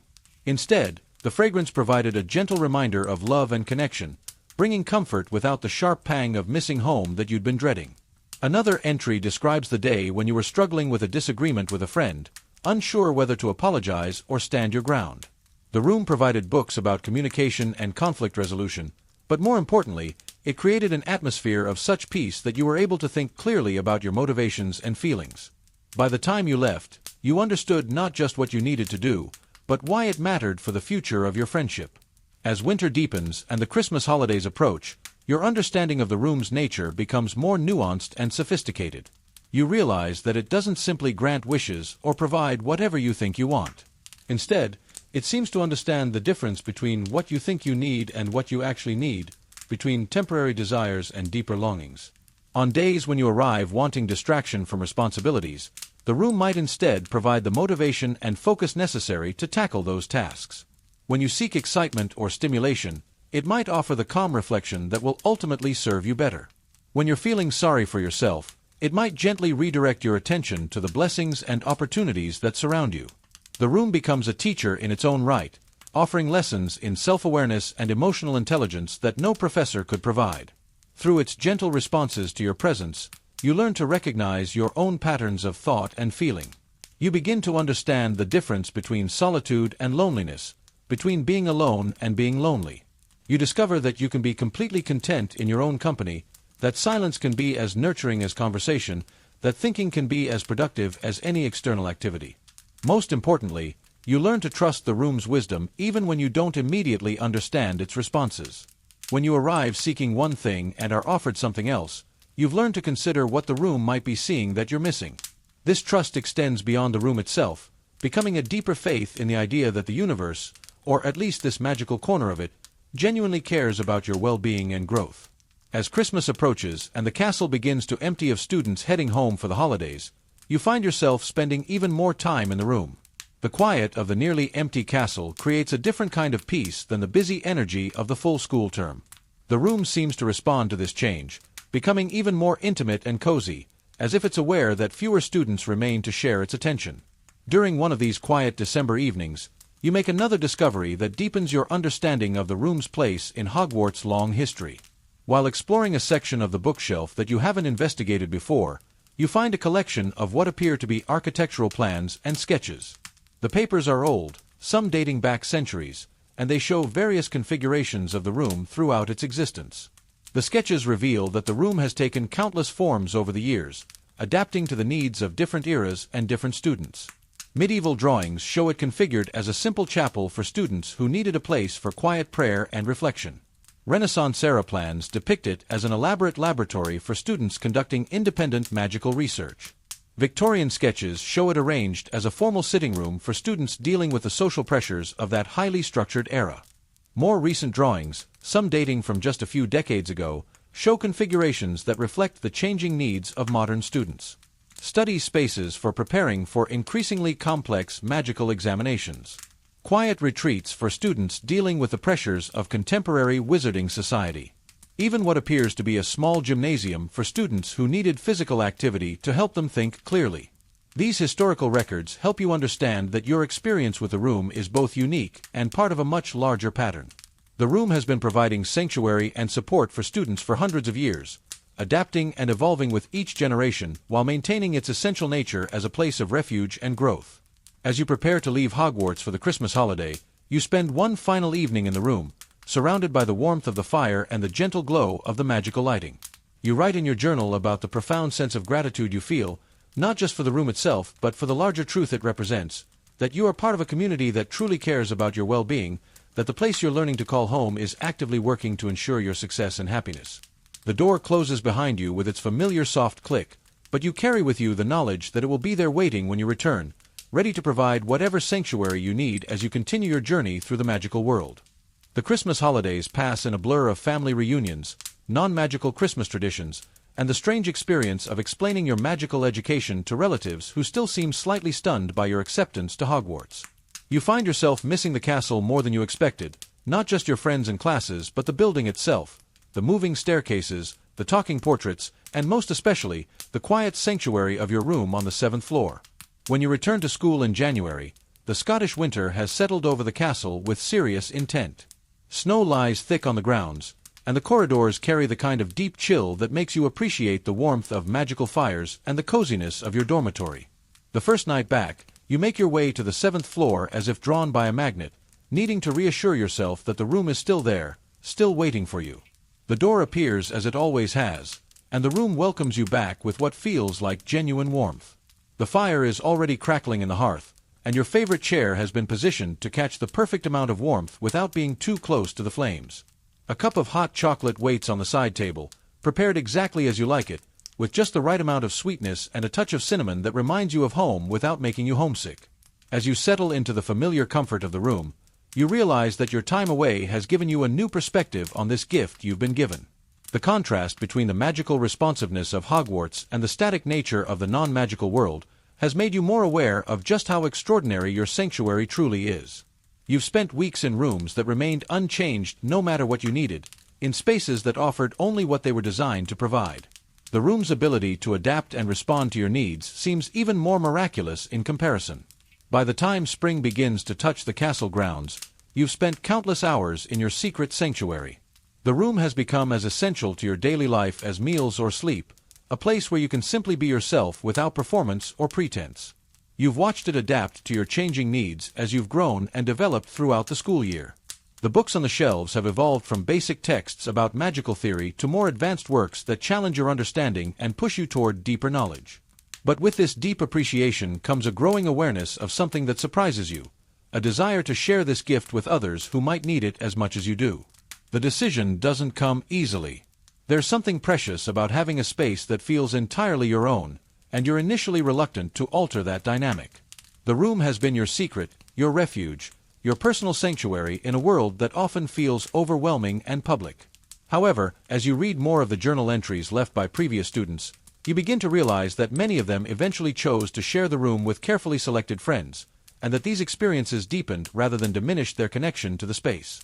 Margaret Whitmore writes about introducing her closest friend to the room during their 6th year, describing how the sharing enhanced their friendship and provided both of them with a deeper understanding of the room's nature. I feared that bringing Sarah here would somehow diminish the room's power or my own connection to it, Margaret writes. Instead, I discovered that the room's capacity for love and understanding is apparently limitless. When she entered for the first time, I watched her face light up with the same wonder I felt during my first visit. But more than that, I saw the room itself seem to grow brighter, as if it was pleased to have another student to care for. Thomas Fairweather describes a similar experience, writing about how sharing the room with a small group of friends who are also struggling with speech and communication issues created a support network that helped all of them succeed academically and socially. The room became a place where we could practice not just pronunciation but genuine communication, he notes. We learned to listen to each other, to offer support without judgment, and to celebrate progress rather than dwelling on setbacks. These accounts help you understand that the room's magic isn't diminished by sharing.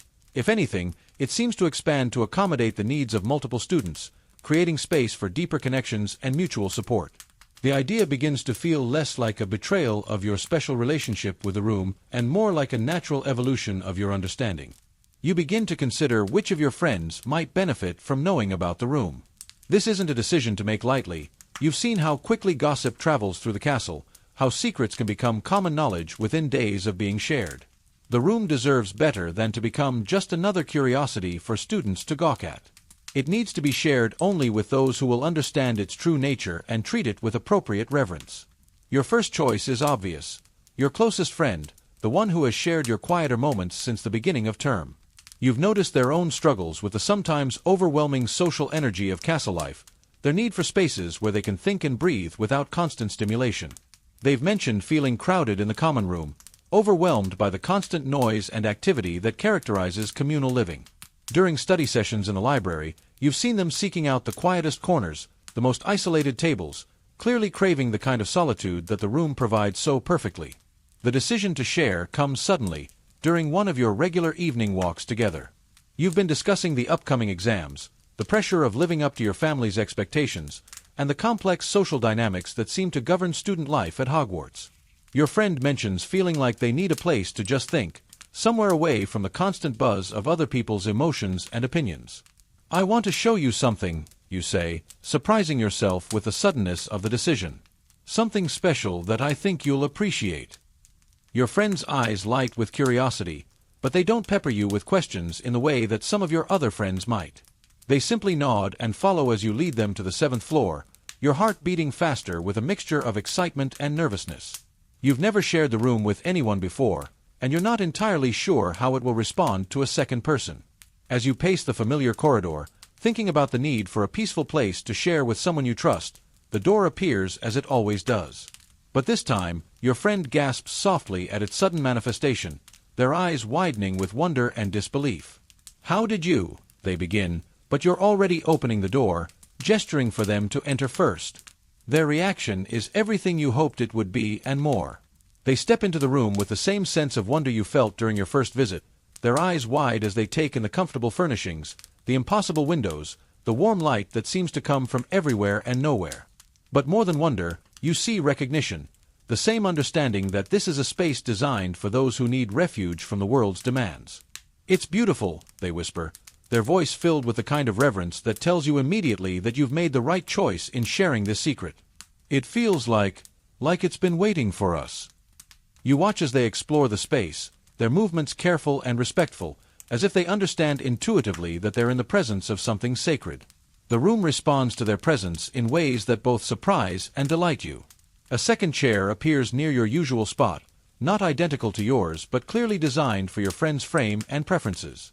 The proportions are slightly different, the upholstery a complementary but distinct color, positioned at just the right angle to encourage conversation while maintaining individual comfort. The selection of books on the shelves expands and diversifies, incorporating titles that reflect your friend's interests and academic needs alongside your own. New subjects appear, advanced arithmancy texts that your friend has been seeking, historical accounts of magical communities that align with their fascination with wizarding sociology, creative writing guides that speak to their secret ambition to document their magical experiences.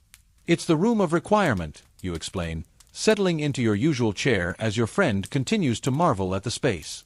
"But I think it's more than that. I think it's Hogwarts itself, taking care of us." Your friend runs their hand along the back of their new chair, and you watch as it subtly adjusts its height and positioning to accommodate their frame perfectly. They smile, an expression of pure delight that makes your decision to share feel absolutely right. I've been reading about it, you continue, retrieving the journal from its place on the side table. Students have been finding this room for decades, maybe longer. It appears when we need it most, and it gives us exactly what we need. You share Margaret's journal with your friend, watching their face as they read the carefully preserved words of students who found sanctuary here long before either of you was born. Their expression grows more thoughtful with each entry, and you can see them beginning to understand the full significance of what they've been trusted with. "This is incredible," they say finally, looking up from the journal with something approaching awe. "And you've been coming here alone all this time?" "I wasn't sure how to share it," you admit. "It felt too precious, too personal. But reading these entries made me realize that the room isn't meant to be hoarded. It's meant to help wherever it's needed." That first evening together in the room sets the pattern for many that follow.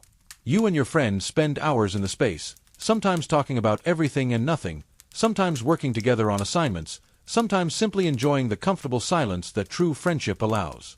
The room seems to embrace both of you, creating an atmosphere that enhances rather than diminishes your individual connections to the space.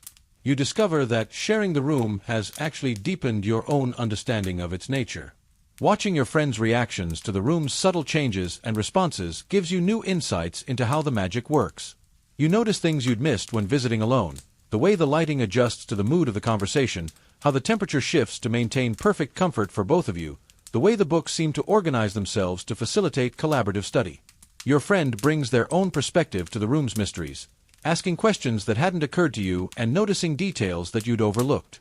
They point out how the carpet's pattern seems to shift subtly in response to footsteps, creating pathways that guide movement through the space. They observe how the window's views change not just with the seasons but with the emotional tone of your visits, showing stormy skies when you're working through difficult problems and clear starlit nights when you're celebrating successes. Over the following weeks, you and your friend establish a routine of regular visits to the room. Some evenings you come together, others you visit separately, but there's an unspoken understanding that the space belongs to both of you now. You leave notes for each other in the journal, sharing observations about the room's behavior and recording significant moments in your shared use of the sanctuary. "The room seems happier when we're both here," your friend writes in one entry. "Not that it was unhappy before, but there's a different quality to the light, a warmth that goes beyond the physical temperature. I think it enjoys having more than one person to care for." You find this observation particularly insightful, as you've noticed the same phenomenon. The room's responses seem more elaborate when you're together, as if it's inspired by the opportunity to serve multiple needs simultaneously. When you're working on assignments together, reference materials appear more quickly and in greater variety. When you're having deep conversations, the lighting becomes more intimate, the chairs position themselves to encourage connection, and the very air seems to foster honesty and openness. After a month of shared visits, you and your friend decide to carefully extend the circle of trust to include 2 other close companions. The decision comes after much discussion and careful consideration of potential candidates. You both agree that the room should be shared only with students who will appreciate its true nature and treat it with appropriate respect. Your first choice is a quiet student from your year who has always seemed slightly overwhelmed by the social demands of castle life. They're academically brilliant but socially anxious, often seeking out isolated corners of the library or empty classrooms for their studies. You've noticed them struggling with the constant noise and activity of the common room, sometimes appearing genuinely distressed by the overwhelming sensory input of communal living. The second choice is a student from a different house, someone you've befriended through shared classes and study groups. They're dealing with the challenge of being far from home for the first time, homesickness mixing with the excitement of magical education in ways that sometimes leave them feeling isolated despite being surrounded by other students. You've seen them sitting alone in the Great Hall, writing long letters home, their expression a mixture of love and longing that you recognize from your own early days at Hogwarts. The process of introducing new members to your small circle is handled with great care and deliberation. Each invitation is extended privately, with careful explanation of what they're being trusted with and why. You and your friend take turns sharing the room's story, showing the journal, and explaining the unspoken rules that govern its use. The first new member's reaction is immediate and profound. They step into the room and immediately sink into the chair that appears for them, their shoulders relaxing in a way that suggests they've been carrying tension for weeks. "I didn't know I needed this," they whisper, their voice thick with emotion. "I didn't know such a place could exist." The second new member is more reserved in their response, but you can see the wonder in their eyes as they take in the room's impossible architecture and perfect comfort. "It's like home," they say finally, "but better than home. It's like the idea of home made real." The room adapts beautifully to accommodating a small group. The space expands subtly, providing comfortable seating for all without feeling crowded. The circular arrangement of chairs creates a natural conversation area while still allowing for individual privacy when needed. The book selection becomes more diverse, reflecting the varied interests and academic needs of your small circle. The lighting adjusts to create different zones within the room, brighter areas for reading and study, softer corners for quiet conversation or contemplation. Your group begins to use the room for study sessions that feel more like gatherings of friends than academic work. You help each other with assignments, share notes and insights, and provide encouragement during stressful periods. The room seems to enhance your collaborative efforts, providing exactly the right resources at exactly the right moments. References appear in the books on the shelves just when you need them. Diagrams illustrate themselves on pieces of parchment when you're struggling to understand complex concepts, and breakthrough moments seem to come more frequently when you're working together in the room's supportive atmosphere. But perhaps most importantly, the room becomes a place where friendships are strengthened through shared vulnerability and mutual support. Here, away from the social pressures of house loyalties and academic competition, you can be completely honest with each other about your fears, hopes, and struggles. The room's atmosphere of acceptance and understanding makes it easier to share personal concerns and offer genuine help to your friends. You talk about your fears regarding upcoming exams, not with the competitive edge that sometimes colors such discussions in the common room, but with genuine concern for each other's success and well-being. You share your homesickness without embarrassment, knowing that your friends understand the complex mix of love and longing that comes with being away from family for the first time. You discuss your confusion about the complex social dynamics of adolescence, the challenges of growing up in a world where magic makes everything more complicated and wonderful. The room responds to these moments of emotional honesty with particular grace and sensitivity. During conversations about homesickness, familiar scents might drift through the air, not strong enough to be overwhelming, but gentle reminders of love and connection. When someone shares a fear about their magical abilities, books appear that offer encouragement and practical advice, along with accounts of famous wizards who overcame similar challenges. When you celebrate a friend's success, the room itself seems to glow a little brighter, as if sharing in your happiness and pride. One particularly meaningful evening occurs near the end of the school year, when one of your group is struggling with a serious family crisis at home. They arrive at the room visibly distressed, having received news that their grandmother is seriously ill. The room's response is immediate and profound. The lighting becomes softer and more comforting, the chairs arrange themselves to create a more intimate circle, and the air fills with a sense of peace and support that helps calm their distress. As your friend shares their fears and concerns, the rest of you offer what comfort you can, but it's the room itself that provides the most meaningful support. Books appear that deal with grief and loss, not in a morbid way but with wisdom and compassion. The view from the windows shows a sunrise over distant mountains, a reminder that difficult times pass and new hope always emerges. Most importantly, the room creates an atmosphere where your friend can express their emotions freely, without judgment or pressure to be strong. "I don't know what I would do without this place," they say through tears. "Without all of you. It's like having a family here, a place where I can be myself no matter what's happening." This moment crystallizes something important about your group's relationship with the room. You've created more than just a study group or a circle of friends who share a secret. You've formed a kind of chosen family, bound together by trust, mutual support, and the shared understanding of what it means to be truly cared for.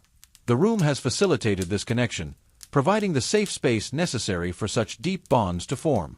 As the school year progresses, your small group's relationship with the room deepens into something approaching reverence. You understand that you've been entrusted with something precious, not just the physical space but the responsibility of using it wisely and maintaining its tradition of providing sanctuary to those who need it. You develop informal rules about respecting the room's gift, never bringing anyone who might not appreciate its true nature, always treating the space with care and gratitude, and ensuring that it remains available for future students who will need its comfort and support. You also begin to contribute more actively to the room's ongoing story. Following the tradition established by previous students, You each add your own entries to the journal, recording not just your individual experiences, but the ways the room has nurtured your friendships and supported your collective growth. You write about the study sessions that helped you all succeed academically, the conversations that deepened your understanding of yourselves and each other, and the moments of crisis when the room's support made all the difference. One particularly detailed entry describes the evening when your group was struggling with a conflict between two members, a disagreement that threatened to damage the harmony you'd worked so hard to build.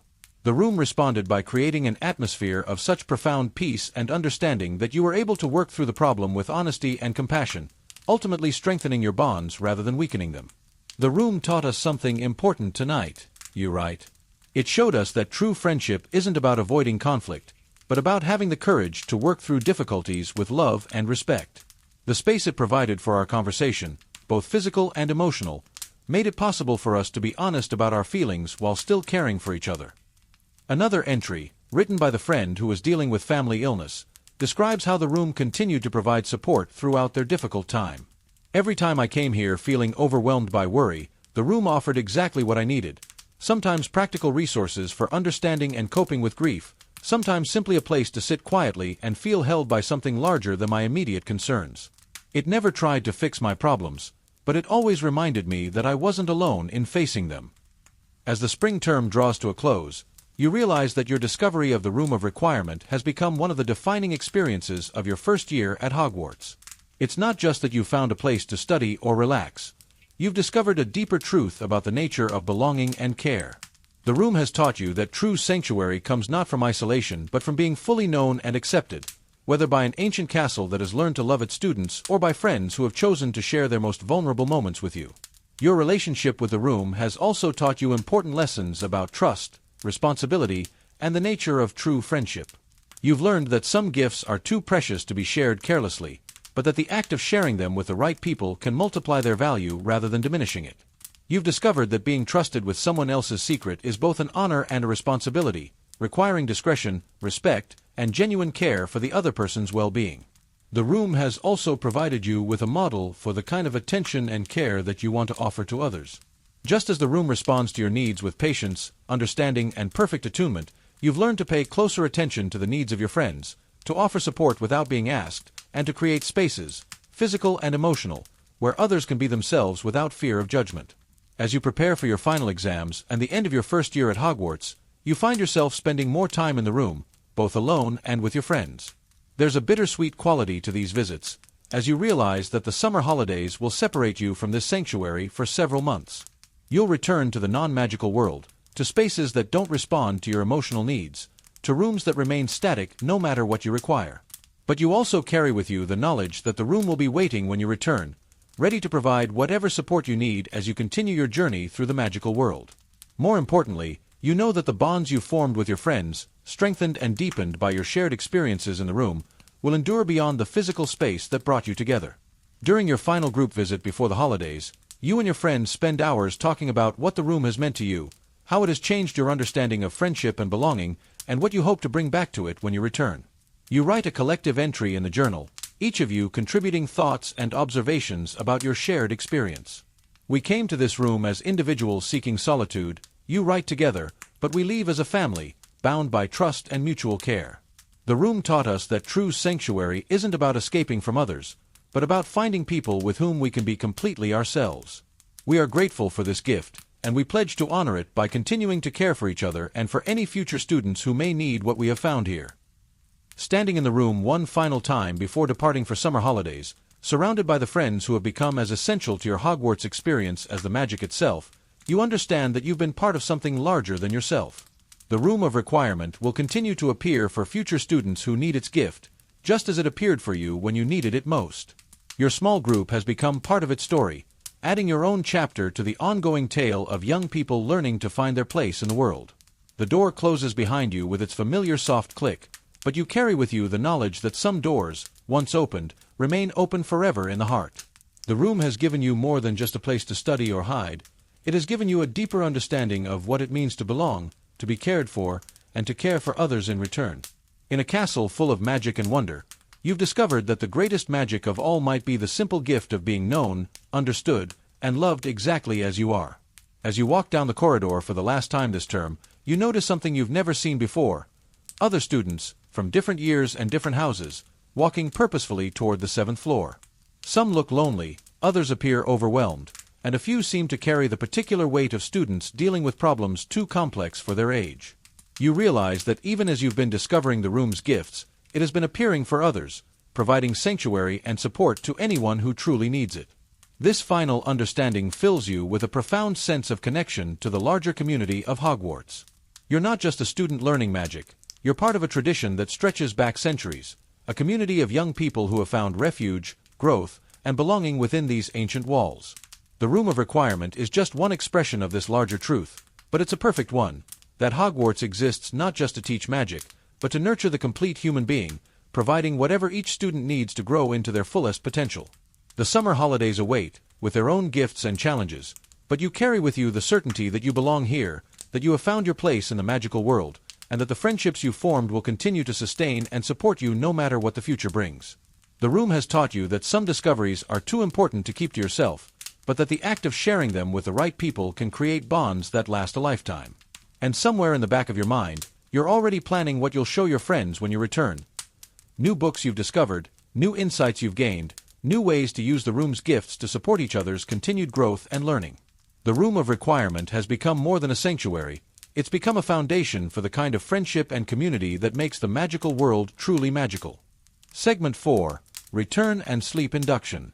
The Eternal Rest of Mystic Academy. Close your eyes and let your breathing slow naturally. Feel yourself settling deeper into comfort as we journey through the golden memories of your time at the Ancient Academy.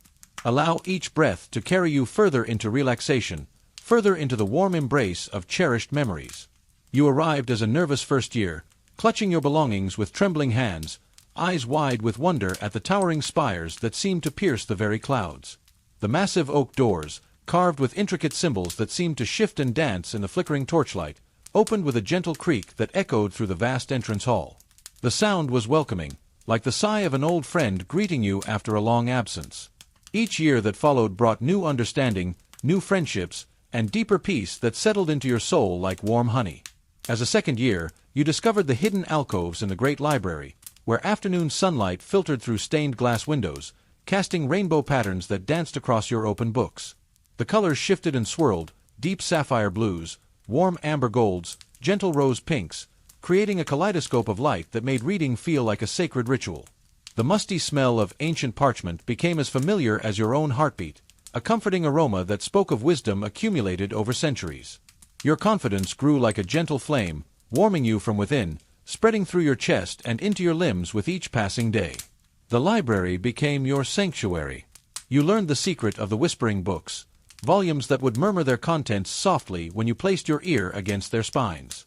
The ancient librarian, with her silver hair and kind eyes, would glide between the shelves on silent feet, occasionally placing a gentle hand on your shoulder as you studied. Her touch was like a blessing, filling you with calm focus and deep understanding. The tall windows looked out onto the Academy's gardens, where you could watch the seasons change while you absorbed knowledge that felt less like learning and more like remembering truths your soul had always known. Third year brought the changing seasons into sharp, beautiful focus. You learned to read the castle's moods through the weather, understanding that the Academy was a living being that breathed with the rhythm of the natural world. Autumn mornings when golden leaves danced past your dormitory window, their soft rustling a lullaby that sang of transformation and beauty in letting go. You would watch them spiral down from the ancient oak trees, each leaf a tiny dancer performing its final, perfect ballet before settling onto the soft earth below. Winter afternoons when snow blanketed the grounds in pristine silence, the world muffled and peaceful like a meditation hall. The Academy's towers wore caps of fresh snow, and icicles hung like crystal chimes from the eaves. You learned to walk quietly through the snow-covered courtyards, your footsteps creating the only sound in the hushed landscape. The great hall's fireplaces blazed with warmth, and you would sit by the windows, watching snowflakes drift down like gentle blessings from the sky. The cold air outside made the warmth inside feel even more precious, and you developed a deep appreciation for the simple comfort of warm robes and hot tea. Spring evenings when cherry blossoms from the Academy gardens drifted like gentle snow, perfuming the air with their delicate sweetness. The fragrance would drift through open windows, mixing with the scent of new grass and rain-washed earth. You learned to sit in the garden as evening fell, watching the pink and white petals float down around you like nature's confetti. The Academy's fountain sang its eternal song, and you would close your eyes and listen to the water's gentle music, feeling deeply connected to the endless cycle of seasons and renewal. By fourth year, you had found your rhythm. The stone corridors no longer felt maze-like but welcoming, like the arms of an old friend who knew all your secrets and loved you anyway. You knew which stairs creaked a greeting when you stepped on them, which doorways led to quiet sanctuaries where you could sit in peaceful solitude, which windows offered the most beautiful views of the star-filled sky. The Academy had become part of you, and you part of it, like a tree growing roots deep into beloved soil. You developed your own rituals and rhythms. Morning walks through the herb garden, where the scent of lavender and rosemary would clear your mind for the day ahead. Afternoon studies in the tower room, where the light was perfect for reading and the views stretched out over rolling hills that seemed to extend into infinity. Evening meditation in the small chapel, where candles flickered in colored glass holders and the silence was so deep it felt like entering sacred space.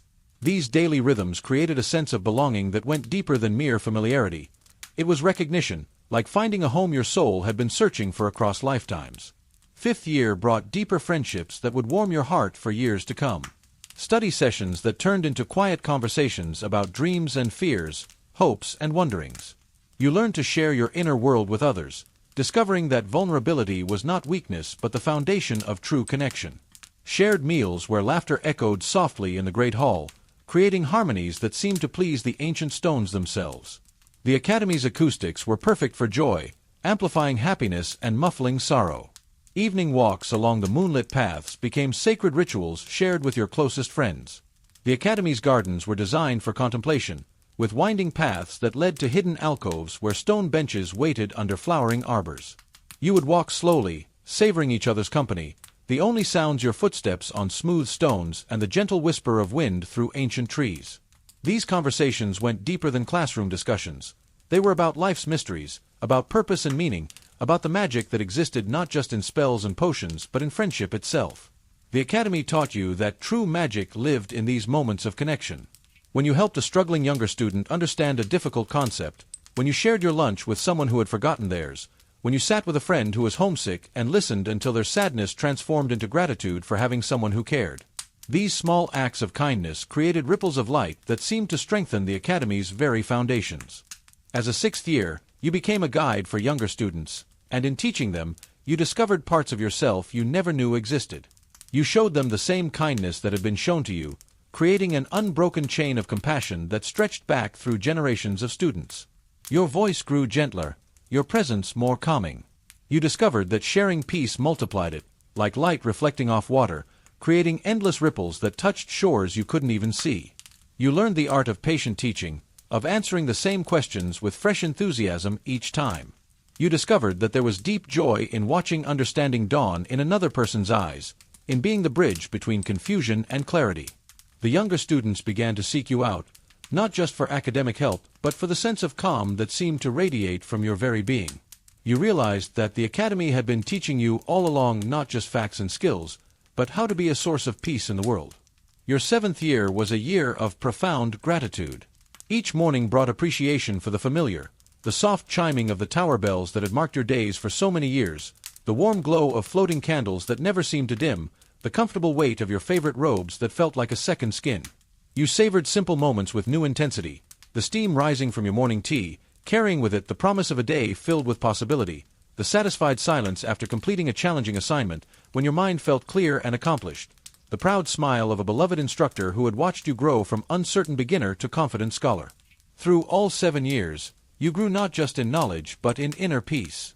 Each lesson learned, each friendship forged, each quiet moment of reflection added to the deep well of contentment within you.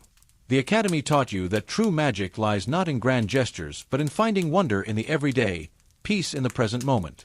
You learned to notice the play of light on stone walls, the way morning mist rose from the lake, the satisfied purr of the Academy's many cats as they sunned themselves in warm patches of light. The Academy became your teacher in ways that went far beyond any curriculum.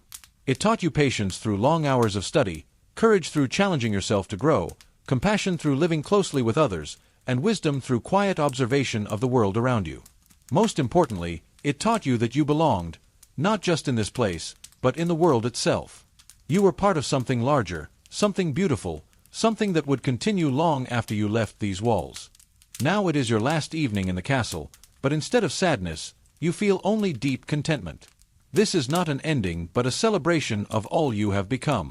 The Academy has shaped you into someone who carries peace within, and that peace will travel with you wherever you go.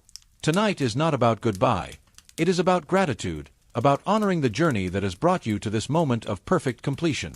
You walk slowly through the corridors one final time, but these are not goodbye walks, they are gratitude walks.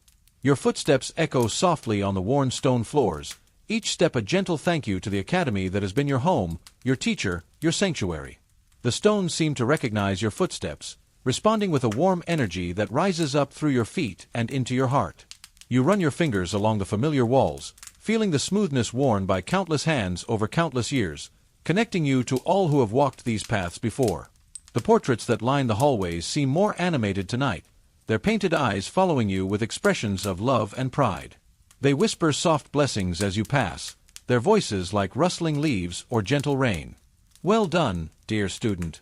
You have grown into everything we hoped you would become. Their words wrap around you like silk scarves, each blessing a gift to carry forward into your future. You visit the library first, that sacred space where so much of your transformation began. The vast room is quiet except for the gentle turning of pages by a few dedicated students who, like you once did, have found solace in the embrace of knowledge. You walk between the towering shelves, running your fingers along the spines of books that have been your companions through countless hours of study and discovery. The ancient leather bindings are warm to the touch, as if they hold not just knowledge but love itself. You settle into your favorite reading chair, the one by the tall window where you spent countless peaceful hours. The chair seems to embrace you, molding perfectly to your form as if it had been shaped by your presence over the years. The cushions are soft and supportive, the armrests worn smooth by your hands. You close your eyes and simply breathe, feeling the accumulated wisdom of years settling into your bones like sediment settling in still water. The view from your window encompasses the entire Academy grounds, the gardens where you learned to find peace in nature, the practice fields where you discovered your own capabilities, the distant mountains that taught you about permanence and change. Tonight, everything is bathed in soft moonlight that makes the familiar landscape look like a dream. The Academy's towers rise like gentle guardians against the star-filled sky, their windows glowing with warm light that speaks of other students finding their own moments of peace and reflection. The common room calls to you next, that space where so many friendships were forged and so many memories were made. The fire crackles softly in the hearth, casting dancing shadows on the walls that seem to tell stories of all the conversations that have taken place here. The flames are the perfect height, not too high, not too low, but just right for creating an atmosphere of warmth and comfort.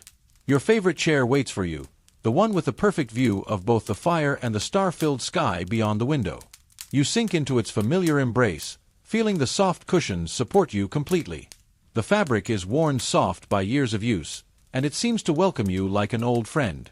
The warmth from the fire reaches you in gentle waves, relaxing every muscle in your body. You can feel tension melting away from your shoulders, your neck, your back. The heat penetrates deep into your muscles, creating a sensation of complete relaxation that spreads through your entire being. The common room holds so many memories. Late-night study sessions that turned into philosophical discussions about the nature of existence. Celebration gatherings after successful examinations, where laughter bubbled up like champagne. Quiet Sunday afternoons when you would sit here with a book, occasionally looking up to watch dust motes dance in the shafts of sunlight. All of these memories seem to live in the very air of the room, creating an atmosphere of warmth and belonging that wraps around you like a beloved blanket. A visit to the astronomy tower follows, that sacred space where you learn to read the language of the stars.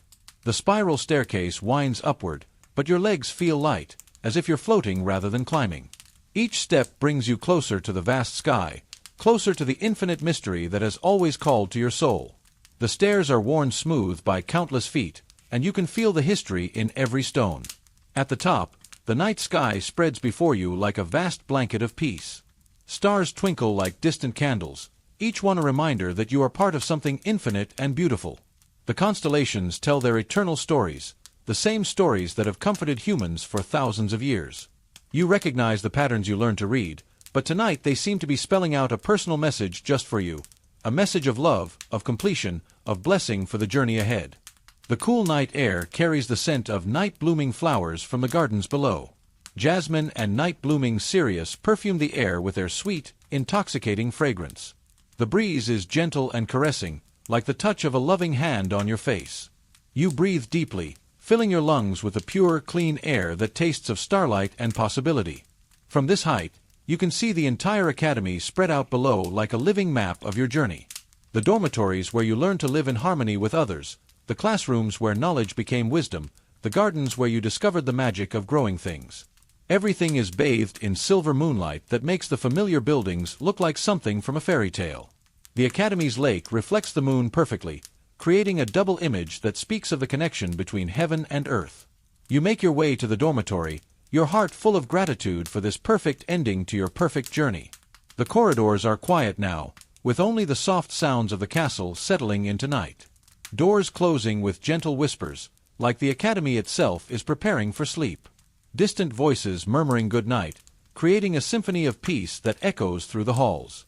The ancient stones creak gently as they cool, their voices like old friends sharing comfortable silence. Your dormitory room waits for you, and you can see that the house attendants have prepared your bed with extra care. They have been the silent guardians of your comfort throughout your years here, and tonight they have outdone themselves. The pillows are fluffed to perfect softness, each one positioned exactly where you need it. The sheets are fresh and clean, with the crisp scent of air-dried linen and lavender. They have been warmed by the gentle heat of the dormitory's fireplace, creating the perfect temperature for sleep. Your four-poster bed stands ready, its curtains drawn back like welcoming arms. The wood is polished to a warm gleam, and the posts are carved with protective symbols that have watched over your sleep for 7 years. The mattress has been turned and fluffed, creating the perfect sleeping surface. Everything is exactly as you love it. The perfect temperature, the perfect softness, the perfect peace. As you change into your night clothes, you hear the gentle sounds of the castle settling into night. Doors closing with soft whispers, like the academy itself is preparing for sleep. Distant voices murmuring good night, creating a symphony of peace that echoes through the halls. The ancient stones creak gently as they cool, their voices like old friends sharing comfortable silence. A cat meows softly somewhere in the distance, and you smile, knowing that even the academy's animals are content and safe. You slip between the sheets, feeling their smooth coolness against your skin. The fabric is the finest linen, worn soft by years of use and countless gentle washings. The mattress seems to cradle you perfectly, supporting every part of your body as if it had been made specifically for you. You pull the soft blankets up to your chin, feeling their gentle weight settle over you like a warm embrace. The familiar scent of lavender rises from the fabric, a fragrance that has become associated with peace and safety and home. The dormitory's fireplace crackles softly, casting dancing shadows on the walls that seem to tell stories of all the dreams that have been dreamed in this room. The flames are the perfect height, not too bright, not too dim, but just right for creating an atmosphere of warmth and comfort. The sound of the fire is like a lullaby, a gentle crackling that speaks of home and safety and perfect peace. As you lie in perfect comfort, surrounded by the familiar sounds and scents of your beloved academy, a magical realization begins to dawn. This peace, this sense of belonging, this perfect rest, it doesn't have to end. The academy exists not just in the physical world but in the realm of dreams and memories, where time moves differently and love is eternal. Here, in this sacred space between waking and sleeping, you understand that you have found something precious beyond measure. You understand now that you can return to this peaceful state whenever you need rest. The academy will always be here, waiting for you with open arms and perfect comfort. This bed, this room, this castle, they are yours forever, a sanctuary you can access simply by closing your eyes and remembering. The academy lives now in your heart, a part of you that can never be taken away. Whenever the world becomes too harsh, too demanding, too overwhelming, you can return to this place of perfect peace. Feel the castle's gentle presence surrounding you. The walls seem to pulse with a warm, living energy that synchronizes with your heartbeat. The academy is alive, and it loves you with a love that transcends time and space. It has watched over you for 7 years, nurturing your growth, celebrating your victories, comforting your sorrows. And it will continue to watch over you always, a guardian angel made of stone and memory and infinite compassion. The academy's love flows through you now like warm honey, filling every cell of your body with sweetness and light. You can feel it in your bones, in your blood, in the very air you breathe. This is unconditional love, the kind that asks nothing in return but your happiness and peace. You are cherished beyond measure, valued beyond price, loved beyond words. Your breathing naturally slows and deepens, matching the ancient rhythm of the castle. In and out, like the tide that has been breathing with the shore since the beginning of time. Like the wind through the trees, carrying the scent of flowers and the songs of birds. Like the eternal dance of the stars, spinning their slow waltz across the infinite sky. The Academy breathes with you, its vast lungs filled with centuries of peace and wisdom. Each breath brings you deeper into relaxation, deeper into peace. With each exhale, you release any remaining tension, any lingering worries, any thoughts that disturb your perfect calm. With each inhale, you draw in the Academy's peace, its love, its eternal serenity. The rhythm is hypnotic, soothing, like being rocked in the arms of a loving parent who will never let you fall. The portraits on the walls begin to whisper gentle blessings, their voices soft as silk, warm as summer rain. Rest now, dear student. You are home. You are safe. You belong here always. Their words are like butterfly wings brushing against your soul, each syllable a caress of love and protection. Sleep deeply, knowing that you are cherished. Dream sweetly, knowing that you are loved. Rest peacefully, knowing that you are exactly where you belong. The house attendants move quietly through the corridors, their footsteps silent as cats. They are the guardians of peace, the keepers of comfort, ensuring that every student sleeps safely and deeply. Their gentle presence is like a warm hand on your forehead, soothing away any lingering worries. They have been here for generations, silent protectors who ask nothing but to serve, to comfort, to love. Their dedication is a form of magic, turning service into sacred art. The very stones of the castle seem to sing to you now, a low, harmonious hum that vibrates through your bones. This is the song of ages, the lullaby of eternity, the music that plays at the heart of all existence. It tells you that you are part of something greater, something that transcends time and space and the boundaries of ordinary reality. You are a note in the cosmic symphony, a thread in the tapestry of existence, a star in the constellation of love. The Academy's cats begin to purr, a sound that seems to come from the very walls themselves. Their contentment is infectious, spreading through the castle like ripples in a pond.